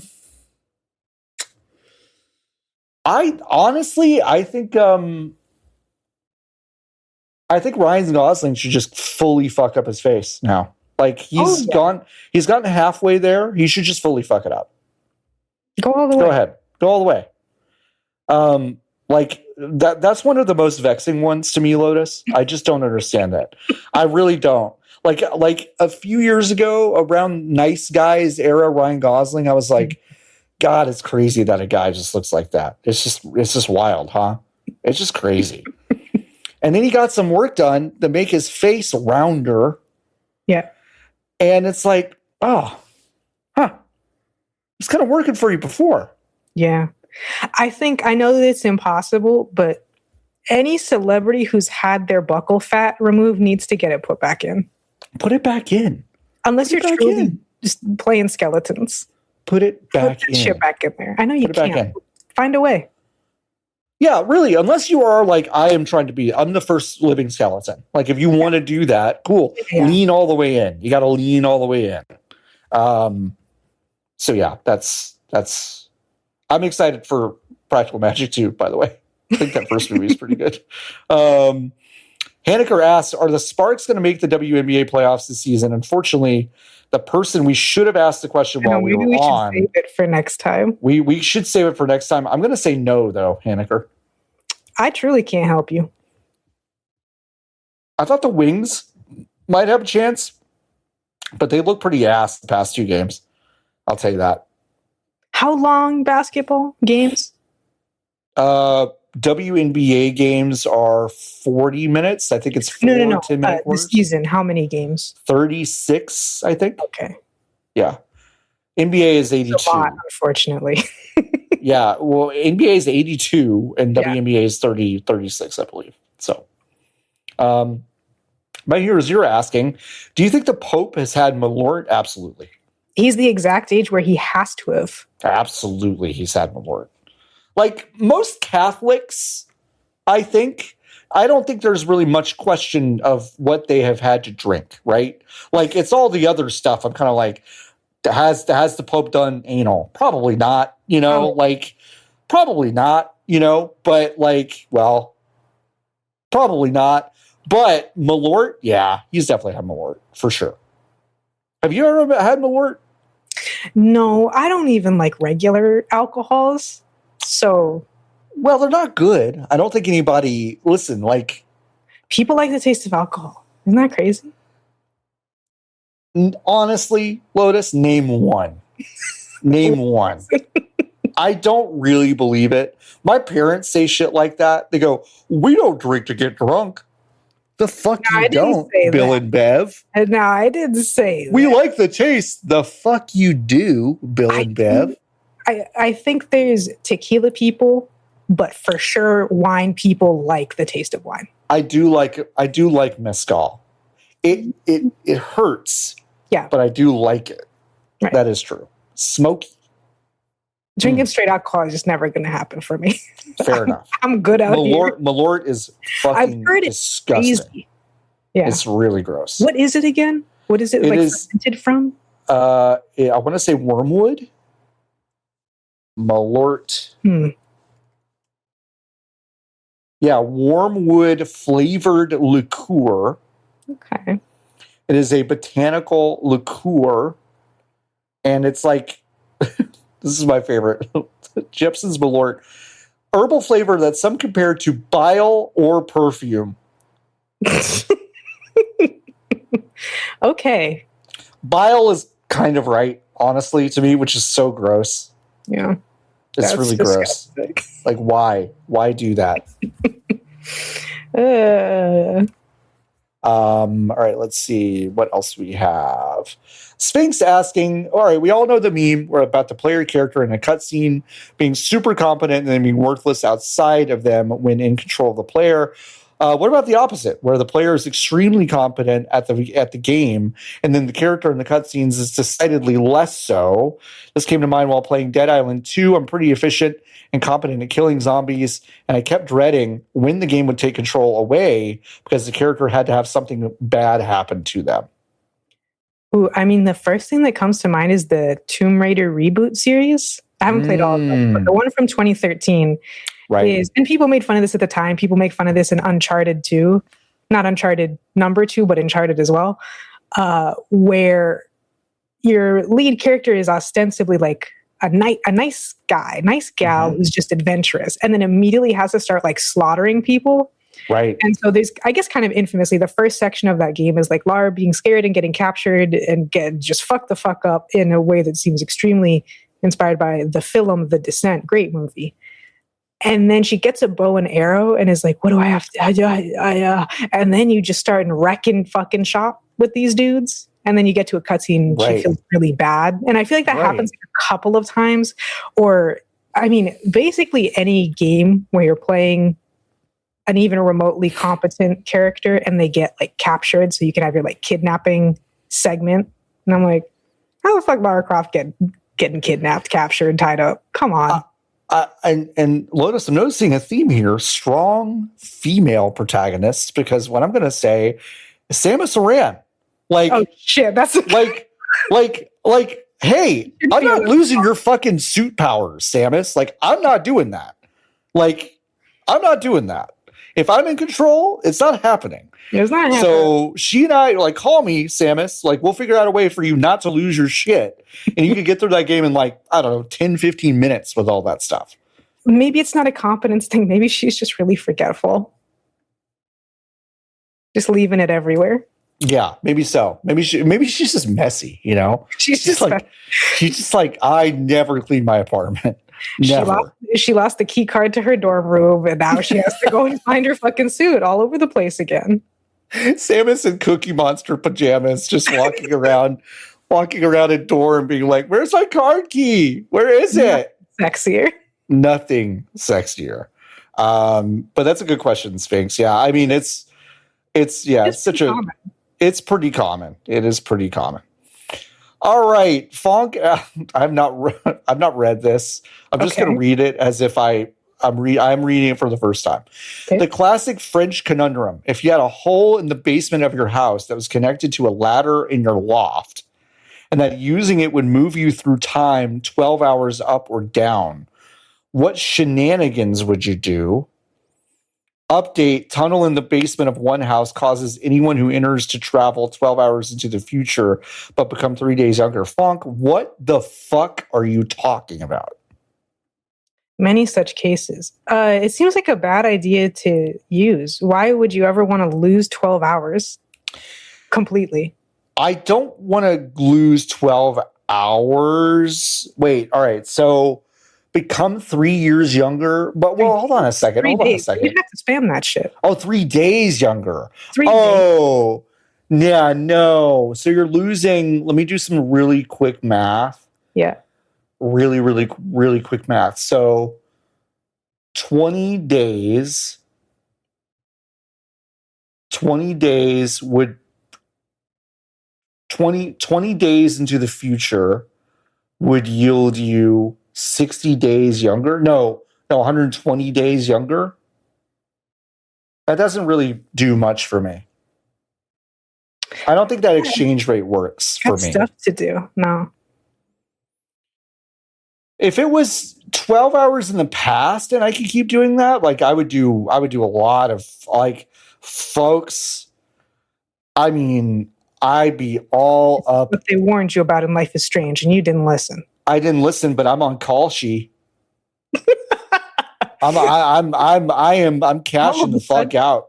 Hey, if all of a sudden I become the world's biggest component of DraftKings, FanDuel, and Call Sheet, you know I've got this ladder. You know I got the ladder. I got the fucking ladder, guys. But that's you know what? Good question, Funk. Bone Chug Actual asking, what animal is the most, if not friend, why friend shaped? Gotta go with the classic, the grizzly. Yeah. I mean, kind of any bear, but especially a grizzly. Bears are big. I'm going to go hyena. Oh, yeah. Like Harley Quinn, have a couple pets. Right. I just want a hyena to curl up on me, but they eat my face when I go sleep. Yeah.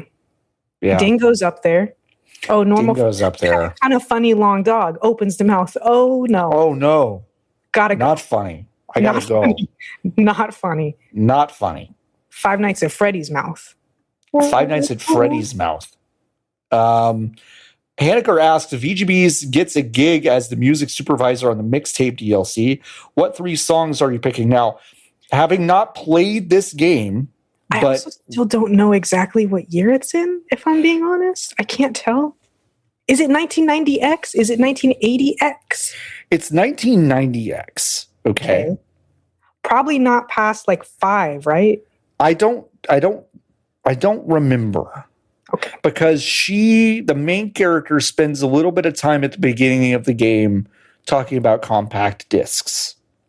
Okay. So it might be like the early 90s. Right. Okay. What 3 songs am I putting on the mixtape DLC? By the way, I've watched some of this game and I've read the plot synopsis. Uh-huh. Lotus, what was your high school life like? If you don't mind me asking. Play video games and be in the closet. Cool. Yeah. So not so much in the closet stuff. I was pretty much straight all the way. I was pretty much out of the closet because there was not a closet. There was not a closet. There was no closet. But yeah, a lot of just kind of like video games and like Mountain Dew and pizza. Yeah. I find it fascinating that this game made ostensibly by game developers was like, did not involve video games. Was kind of like, yeah, it's like we're going to a drinking party on the beach. I'm like, was that your life? Was it? Yeah, it's like I kind of get what they're going for. I have also not played the game because I know I won't like it, so I won't. So just obviously take like, everything with a grain of salt. I know we won't like it. There's not a point. It's fine. Yeah. But they're going for like the Ferris Bueller's Day Off thing, which is like, It's the last day of summer vacation and we need to have the best time ever. And I'm like, I get it. That's a classic trope for a game, blah, blah, blah. The thing that I find weird and kind of off-putting that I don't think other people do is when you try to lampshade that, but don't actually do anything. Mm-hmm. Where it's like, well, it's not really like that. It's like, well, yeah, sure. Here's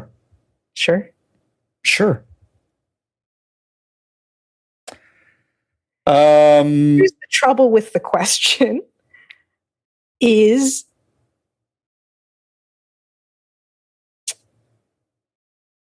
I don't know a lot of white musicians from the early 90s, and I feel like that is important to the identity of the game's soundtrack. Yeah. I'm gonna just throw out. Yeah. Because I feel like it's deep cuts of white bands, but I don't know. Again, I don't know. Here's the thing. I presume that we're allowed whatever budget, because I do think that's one of the kind of quiet thing. I saw someone on socials be like, people didn't listen to these fucking bands in the 90s. These are actually 80s bands. And it's like, they had to pay for the license. Yeah, and older shit is cheaper. So like older shit's cheaper. I don't care about that. So the verisimilitude of people suddenly stopping listening to 80s music in the 90s, get out of here. So I assume that cost and the exact modernity for the question is not a problem. No. Probably. I'm gonna say Woke Up Laughing by Robert Palmer. Okay. I'm going to say Zero by the Smashing Pumpkins. I have to check when some songs have come out. And I'm going to say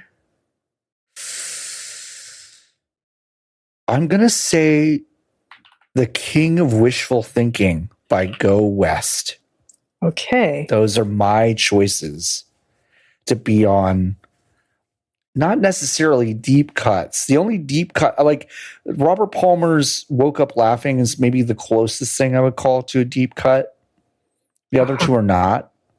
I can't tell you the methodology I just used to come up with those. I can't tell you. But I do feel like, can we just talk about this game for a second? Wait, can I get my 3? Yeah. Give your 3. Because here's the thing, my 3 don't make any sense because I don't. Yeah, who gives a shit? I can't think of years that things came out in, but I have confirmed that the first 3 songs I thought of are all early 1990s. Finally by CeCe Peniston. Great song. Groove is in the Heart by D-Light. D-Light. And classic. Then Laura Palmer's theme from Twin Peaks. Oh, that's really good. Just fucking. That's really good. Just fucking hit him with it. Good. That's really good. Groove is in the Heart is a really good choice. Groove is in the Heart's a really good choice. Needle Drops. Mm-hmm. You hate that bald man? I don't like Needle Drop as a choice. Yeah, I am now. It is becoming a thing where people are like, oh, I gotta put a needle drop in. People are like, Stranger Things was a horrifying culprit of this. Yes. They're lucky they picked such a good song for the first one that got famous. Yeah. Trick us all believing it was going to be fun. And not to be a middle-aged white guy to defend The Bear on FX /Hulu. But it's like, I think a lot of people talk about that show like in terms of needle drops, when I think really that show just has a great soundtrack coordinator. That's all that is like someone who is just like, oh, we've come up with a great list of songs that you probably like, because you're the demographic that's going to remember most of these songs. And also some treats that kind of transcend those eras and those genres that make you go, oh, okay, and more connected to the world in which, like, that's a good soundtrack coordinator. But I do feel like there are pieces of media that are like, well, we got to have a good needle drop here. Yeah, I mean, it's all kind of like the nostalgia thing, which is also, I could understand if people just don't like it, period. Right. But I really understand if people, it's really starting to grate that, like, we're in this middle to older millennial nostalgia factory for like it feels like the past 15 years. It's not actually that long, I don't think, but that's what it does feel like it though. It might maybe edge into 15 years, but it's probably closer to 10. Right. And I am again a race traitor for myself because I look exactly like the person that would be like, mixtape is my fucking goatee, guys. Yeah. Like I look exactly like that. And this whole thing does nothing for me. I think this game, by the way, looks really spectacular. Actually, I do think it has an art style and a perspective and interesting vistas in environmental art and cool tricks of depth in a lot of like the background. Like there's a lot of cool shit with this game, but it is just also engineered to be exactly something I do not want to play. Like at all. So interesting. I want to play it so little that I kind of want to play it now, which is like a weird, which is not a good way to play. Which is not a good way to play a game, isn't it? So there's that. But I am deeply. It's a little bit like horses. I'm just kind of like, I've made up my mind about this game so hard already that I've gotta play it to go, well, I was right, or okay, I surprised myself. Because with horses, I was like, I know exactly what this is going to be, and I was exactly right. Yeah. And so I kind of want to know what mixtape is like, but it is engineered brick by brick to be not something I want really at all. Hey, Hanniger, did that answer your question? Sorry, I don't think you. We did answer it. You did not sign up for that. You did not sign up for the rest of it. Anyway. You did post before No Bummers. Y'all were much doing No Bummers because mixtape you're on thin fucking ice. I did. I had to. Yeah. I got it out. Jason asks, you get to or have to choose not what specific game, but what kind of game is going to be the next to get unnecessary amount of discourse. What do you choose? Oh, okay. I'm way ahead, baby. I'm way ahead. Me posting on tumblr.gov May 8th. I think we should start poisoning the well by writing about other genres like Western outlets write about JRPGs. Shooting a gun is a thing of the past in these bold new first-person shooters. Do roguelikes still need randomization in 2026? 3D Mario hasn't evolved in 30 years. It's time for a change. So that's my answer. Those are good. Those are really, about really good. Western genres, because that's a real thing that exists. The way that Western outlets write about JRPGs. That's the discourse that I want. But everyone's doing it unironically. I think there should be a really really vocal contingent of people that are upset that real life issues like coaches being fired for getting into gambling aren't in like NBA 2K. Like, I think everyone should start to revolt and be like, this sucks. And I think Chauncey Billups should get arrested for gambling in my video game. If you can't play the fucking bribery minigame QTE properly, you lose Shohei. Right. Yeah, exactly. That's perfect. Fonk asking, in Thimbleweed Park, there is a setting for toilet paper hang over under that is solely cosmetic.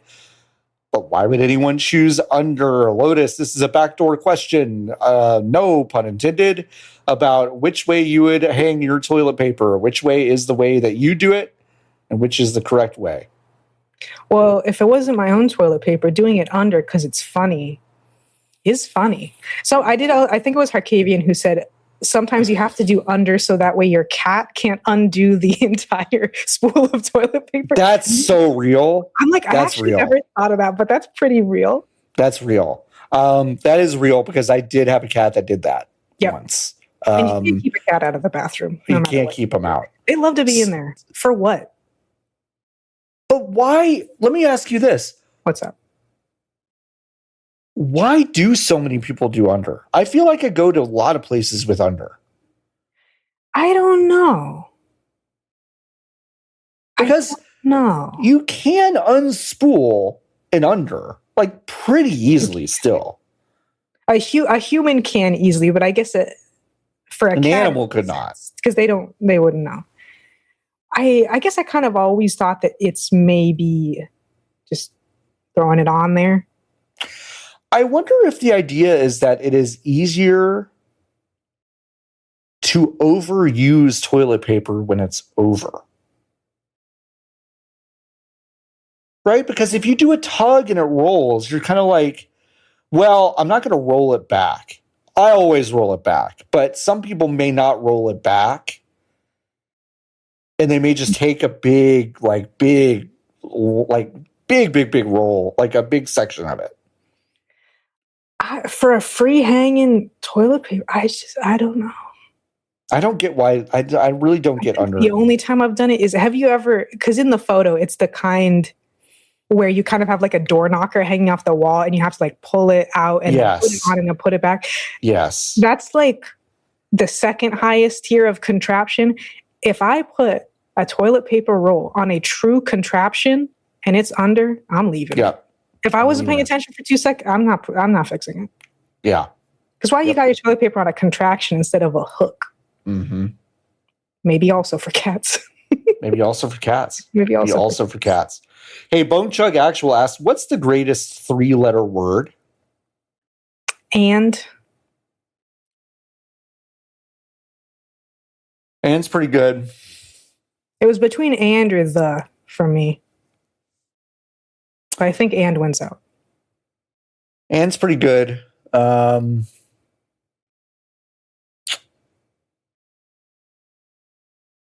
going to say Q-U-E in Spanish.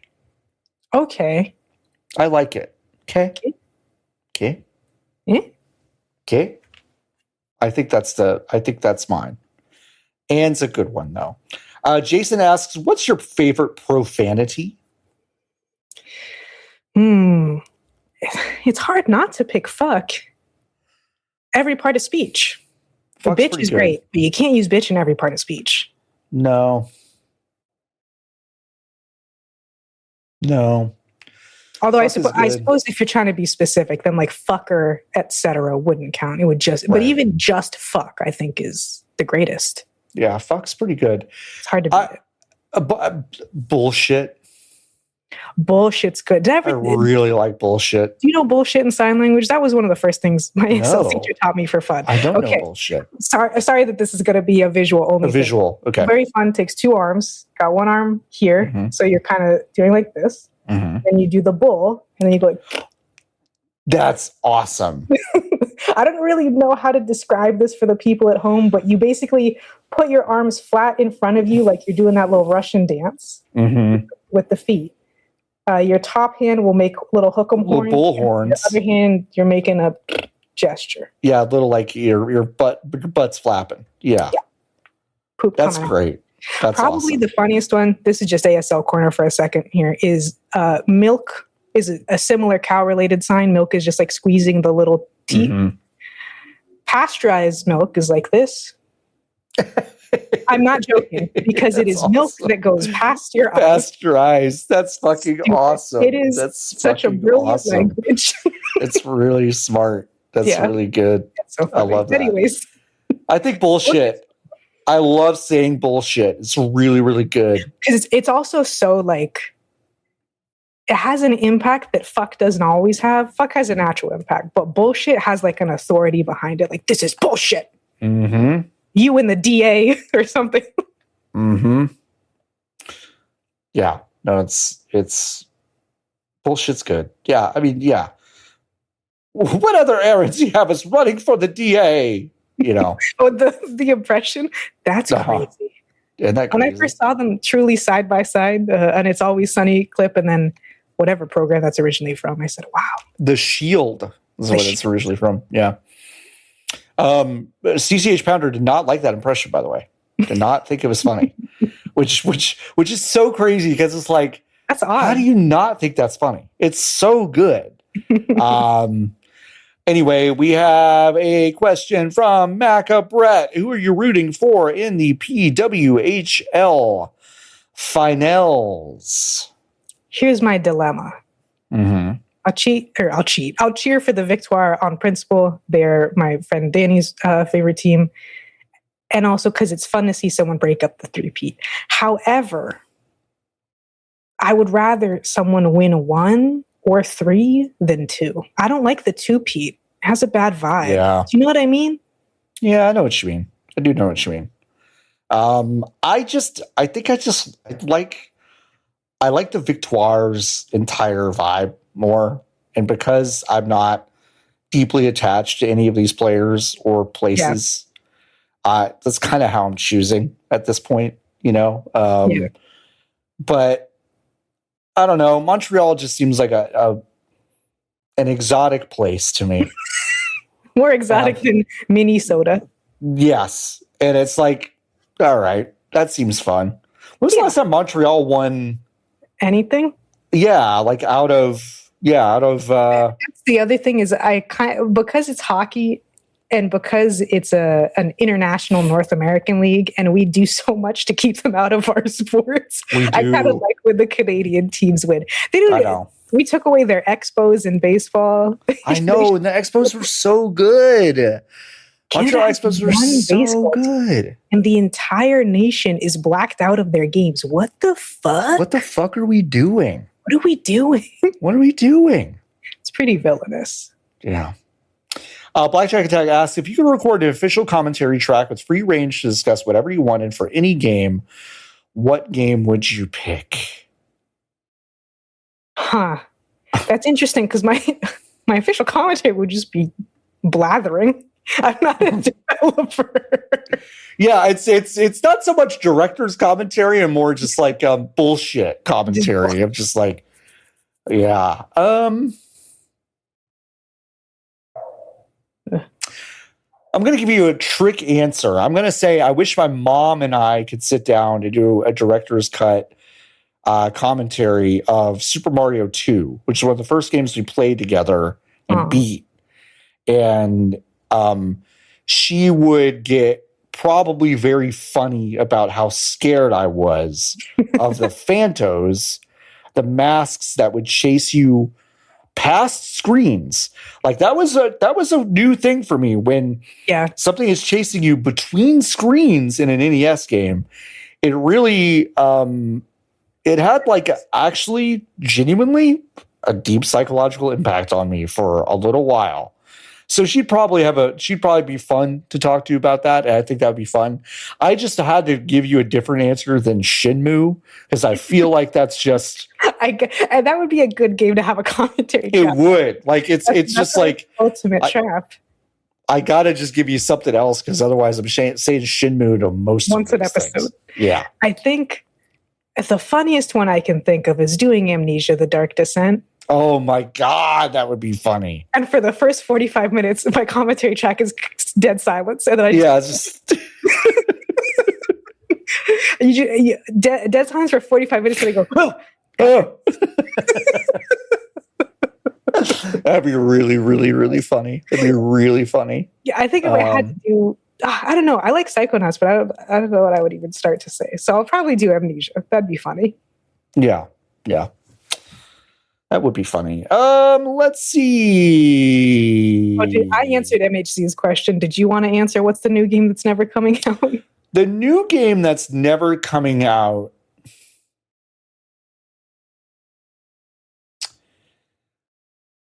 The new game that's never coming out is. I don't. You alluded to it earlier, but I don't want to say it because I don't want to will it into existence. What did I allude to earlier? New Schmerchua Schmeider Schmoject. New Virtua Fighter project.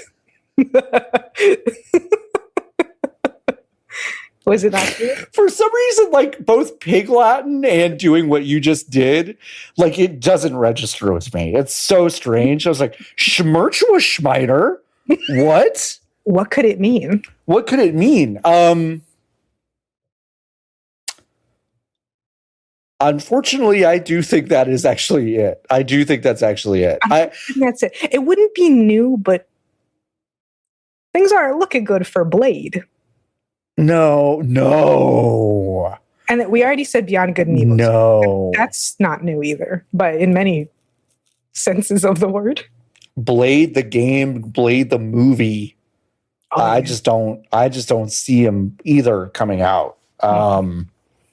So yeah, I think those are good choices. Jason asking, have you ever eaten exotic animal meat? And boy, we're going to have to really define exotic. I was going to say the most exotic thing I've eaten is deer, and deer is not exotic. Most exotic I've probably ever eaten is shark or rabbit, but rabbit is really not that exotic. No, even shark.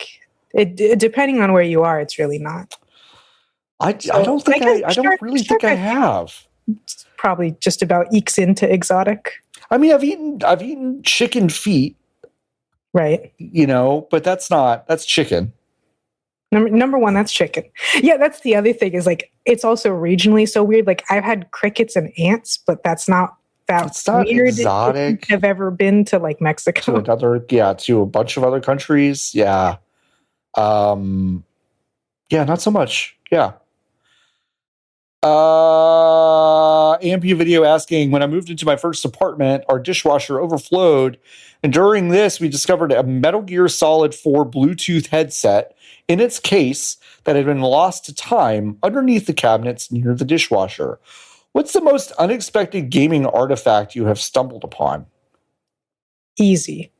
When I was going to a yearly family reunion in Massachusetts, we would rent like the same house for like the same week every year, blah, blah, blah. And I must have, I forget when this game came out, but I must have been like maybe 9 or 10. And for no particular reason, I was very bored and was just opening drawers, had not shit to do. And I found a pristine copy of Pokemon Heart Gold. Whoa. And I hadn't bought it yet, so I just had it. You just had it. I said, I'm not telling nobody about this. That's awesome. This game's like $60. That's really good. I don't think I've ever stumbled onto like someone else's stuff. I definitely found some stuff that I thought I had lost. I had a Game Boy Advance and a bunch of games in this little clear plastic box that I thought I just lost in some move. And then I found it one day and was really happy and played like 2 days of Game Boy Advance games before I just kind of forgot about where those things were again. That's about it. Not a big one. Meyer Zero asks, hi, have you ever, you have been time traveled back and selected to be on a panel for the U.S. World Cup host city selections. Where would be the funniest cities to host the World Cup? The funniest? Dallas is up there, and it's one of them. Oh, I was going to say Marfa.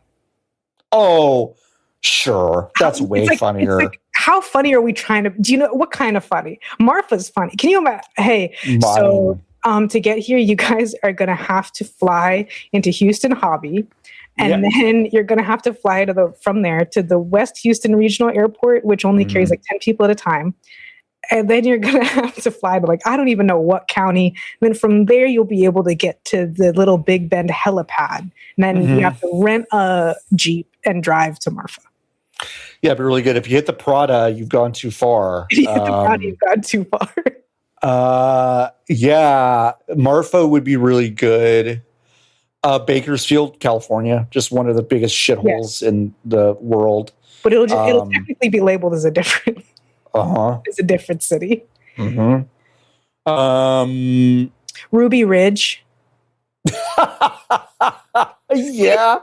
Yeah, that would be good. That would be really funny. It wouldn't be good, but it would be funny. If I can it in multiple ways.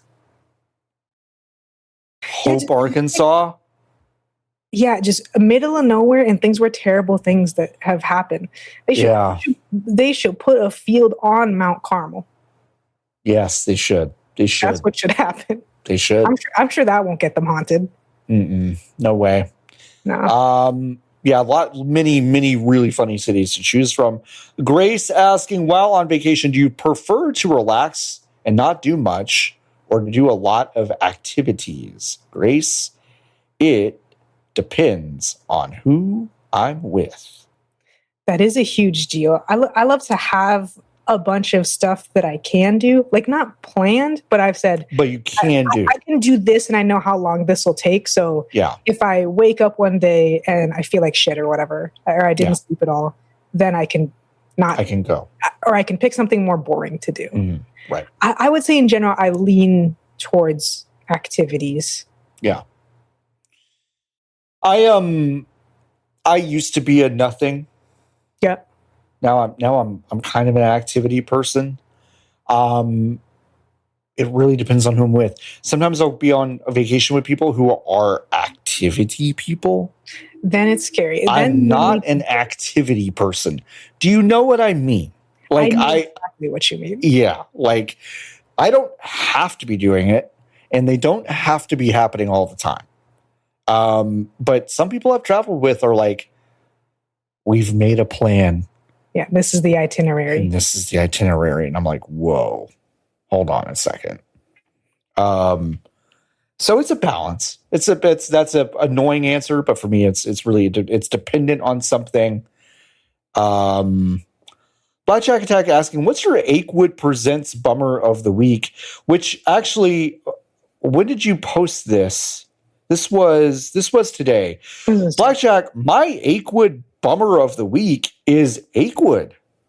My favorite webcomic of all time, Chris Onstad's Achewood, who I have met Chris Onstad multiple times. I am a big fan of his work. I think he is a good man overall, but he has fallen into an AI fucking pit hole. Oh, and he has run all of his comics, it appears, through an AI upscaling filter, which has changed the font on some of his older strips and changed the words within them. Now, I've not checked on this in the past day, but last I checked, it was still up like that. So that's my Achewood Bummer of the Week, is Achewood. My Achewood Presents Bummer of the Week is that I have jury duty next week. No way. Yeah. I've never had to do jury duty before. So fingers crossed that I'm smiled upon once again and it gets canceled like 24 hours ahead of time. Again, folks, easiest thing to do. I hate cops. When they ask you what your name is. What's your name? I hate cops. What's your name? I do want to mention before I give you that, I do discriminate against all races. So, if I can tell that they are a race in the jury, I can't guarantee what'll happen. I'm into all race erasure. I just think all of them should just go away. Yeah, no, that's one cool trick. Blackjack Attack asking, what is your favorite type of food truck? This is, well, I was going to say this is the easiest answer ever, but really, I have a couple. I've had the best Filipino food of my life from a random food truck, but also just like, honestly, like some lady just fucking slinging tacos. I was going to say tacos are for me, it's an easy answer, but also like, damn. Yeah. And raspas, snow cones are like, sure. It's going to be good. Yeah. I think my answer would be the snow cone and fruit truck. Yeah. Oh, like a fruit lady? Oh my God. I miss LA so much. Flavored syrup? I'm there. Yeah. I know. This shit's good. Fonk asks, what's the best color liquid to drink?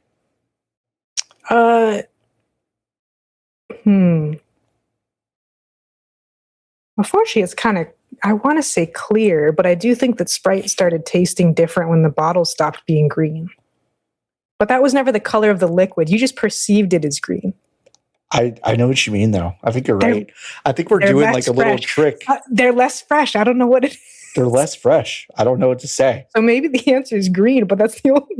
Well, I mean, I guess there's like avocado, but I'm not big on avocado shakes. There's a lot of piss-colored stuff that's pretty good, to be honest. And if you say yellow, you get anything that you put bananas in there. Yeah. Maybe some mango, depending on how far we're stretching. Lemonade, apple juice. Like, this stuff is, like, yellow's pretty good. Most juices average out to piss. And most juices average out to piss. That's right. All right, piss might be the right answer. Okay. Bone Chug Actual asking, are the finest liquors clear, brown, or a secret third thing?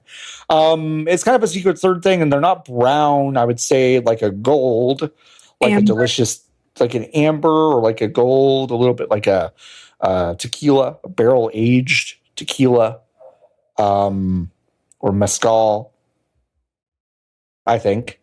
Clear is, I don't know, what, vodka, some tequila.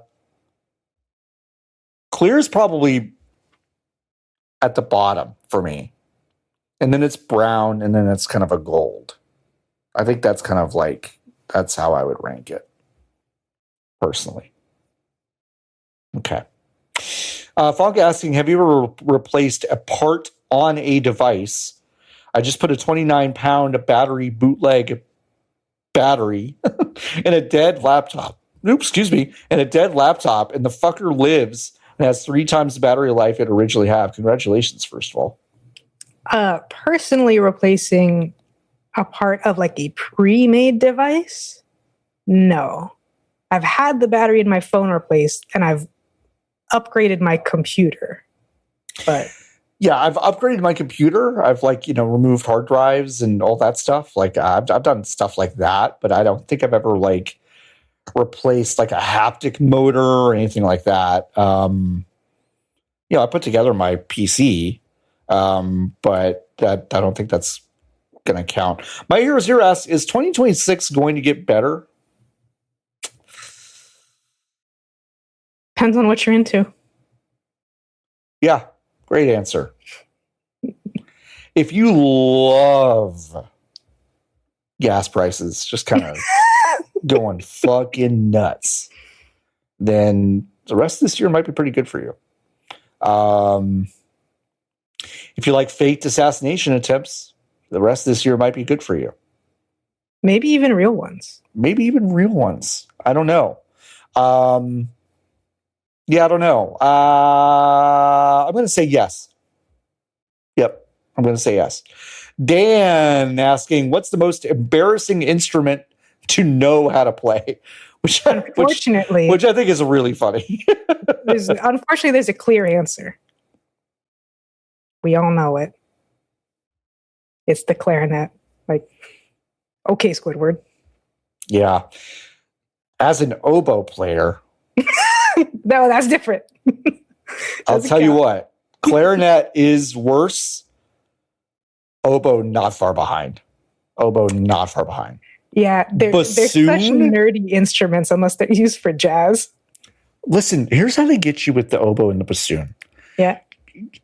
You're an accelerated, gifted kid, whatever bullshit. Yeah. But you're also kind of a lame-o, right? Uh-huh. You're gonna have a guidance counselor in 6th grade look at you square in the fucking face and go, oboes and bassoons, they're for gifted kids. Lotus, where do you think oboes and bassoons practiced in the band? Where do you think we practiced? Outside? In a separate, closed room. Okay. We got to put these freaks in a different fucking room. They'll bite you. Oh, we will. We'll 100% bite you. 100%. And we did. We bit everyone. And we were biting people. We're biting everyone. Funk asks, did you know that function plus escape turns function keys off a la caps lock? Yes. No. Lotus knew, I didn't. I used to have an obnoxiously large keyboard where being able to turn off the function row was a virtue. Yeah.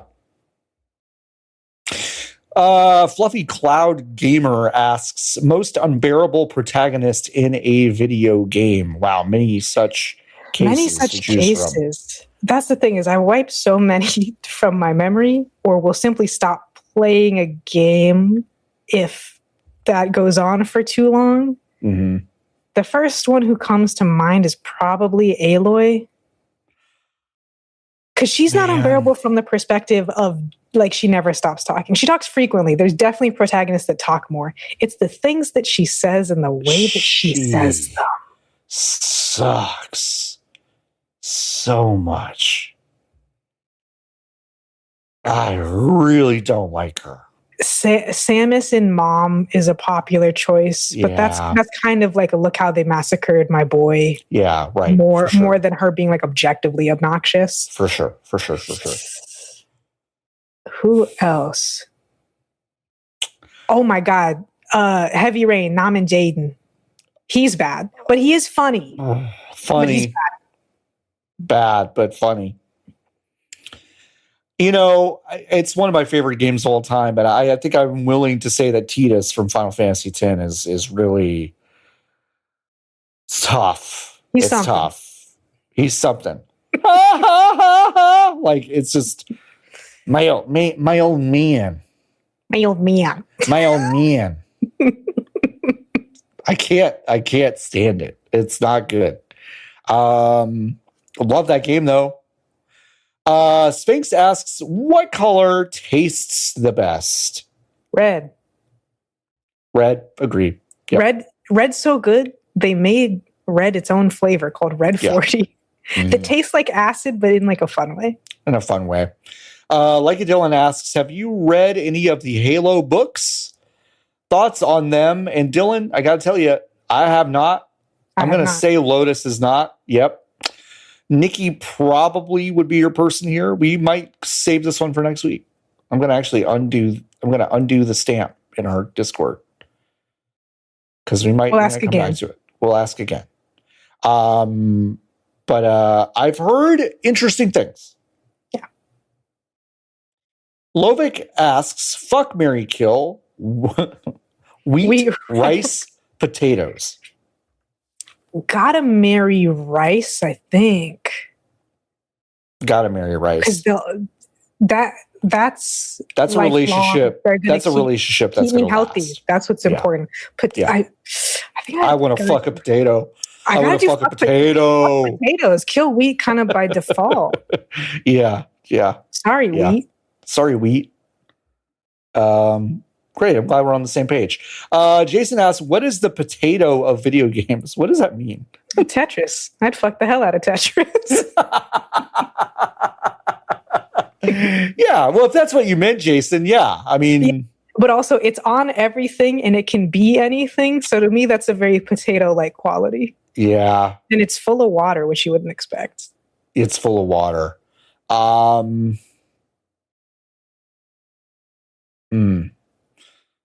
What's the potato of video games?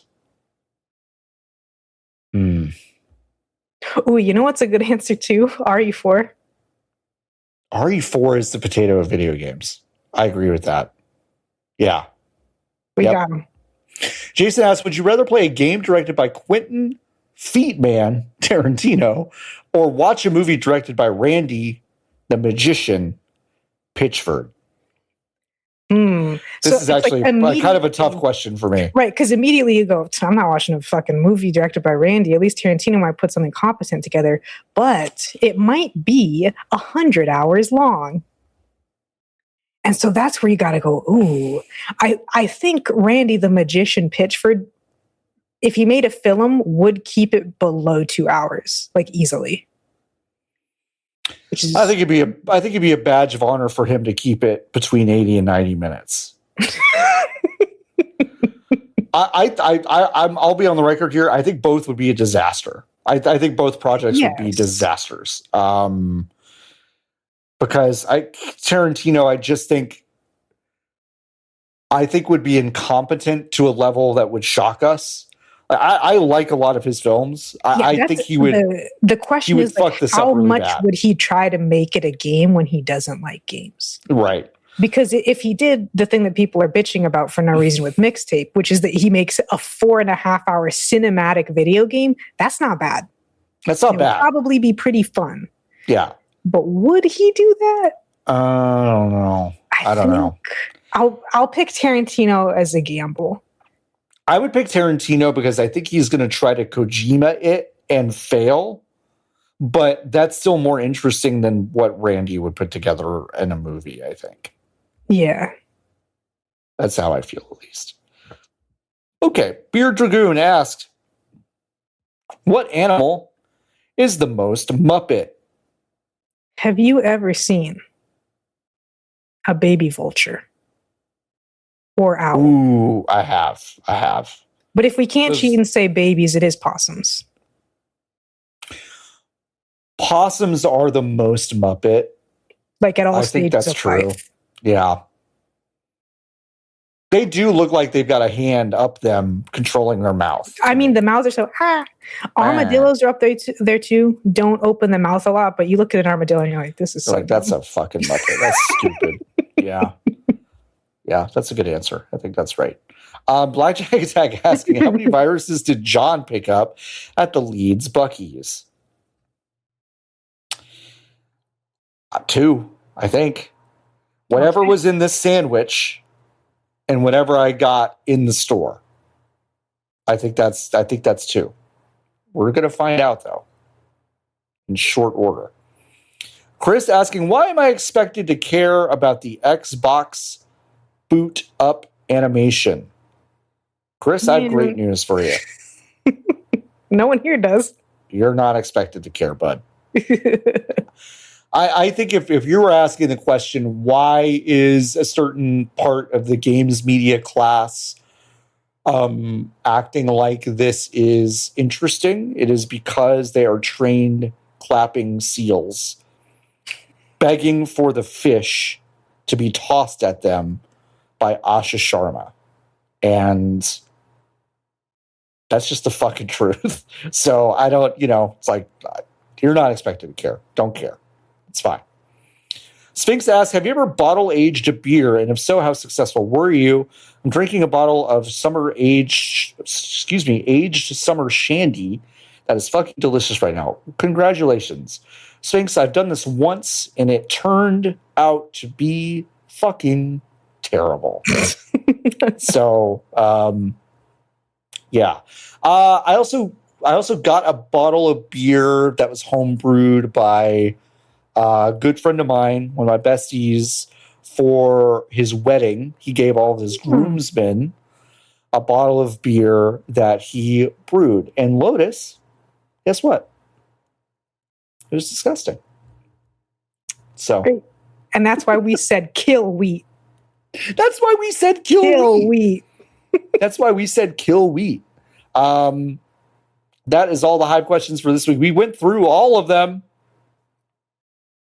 Amazing. We fucking did it.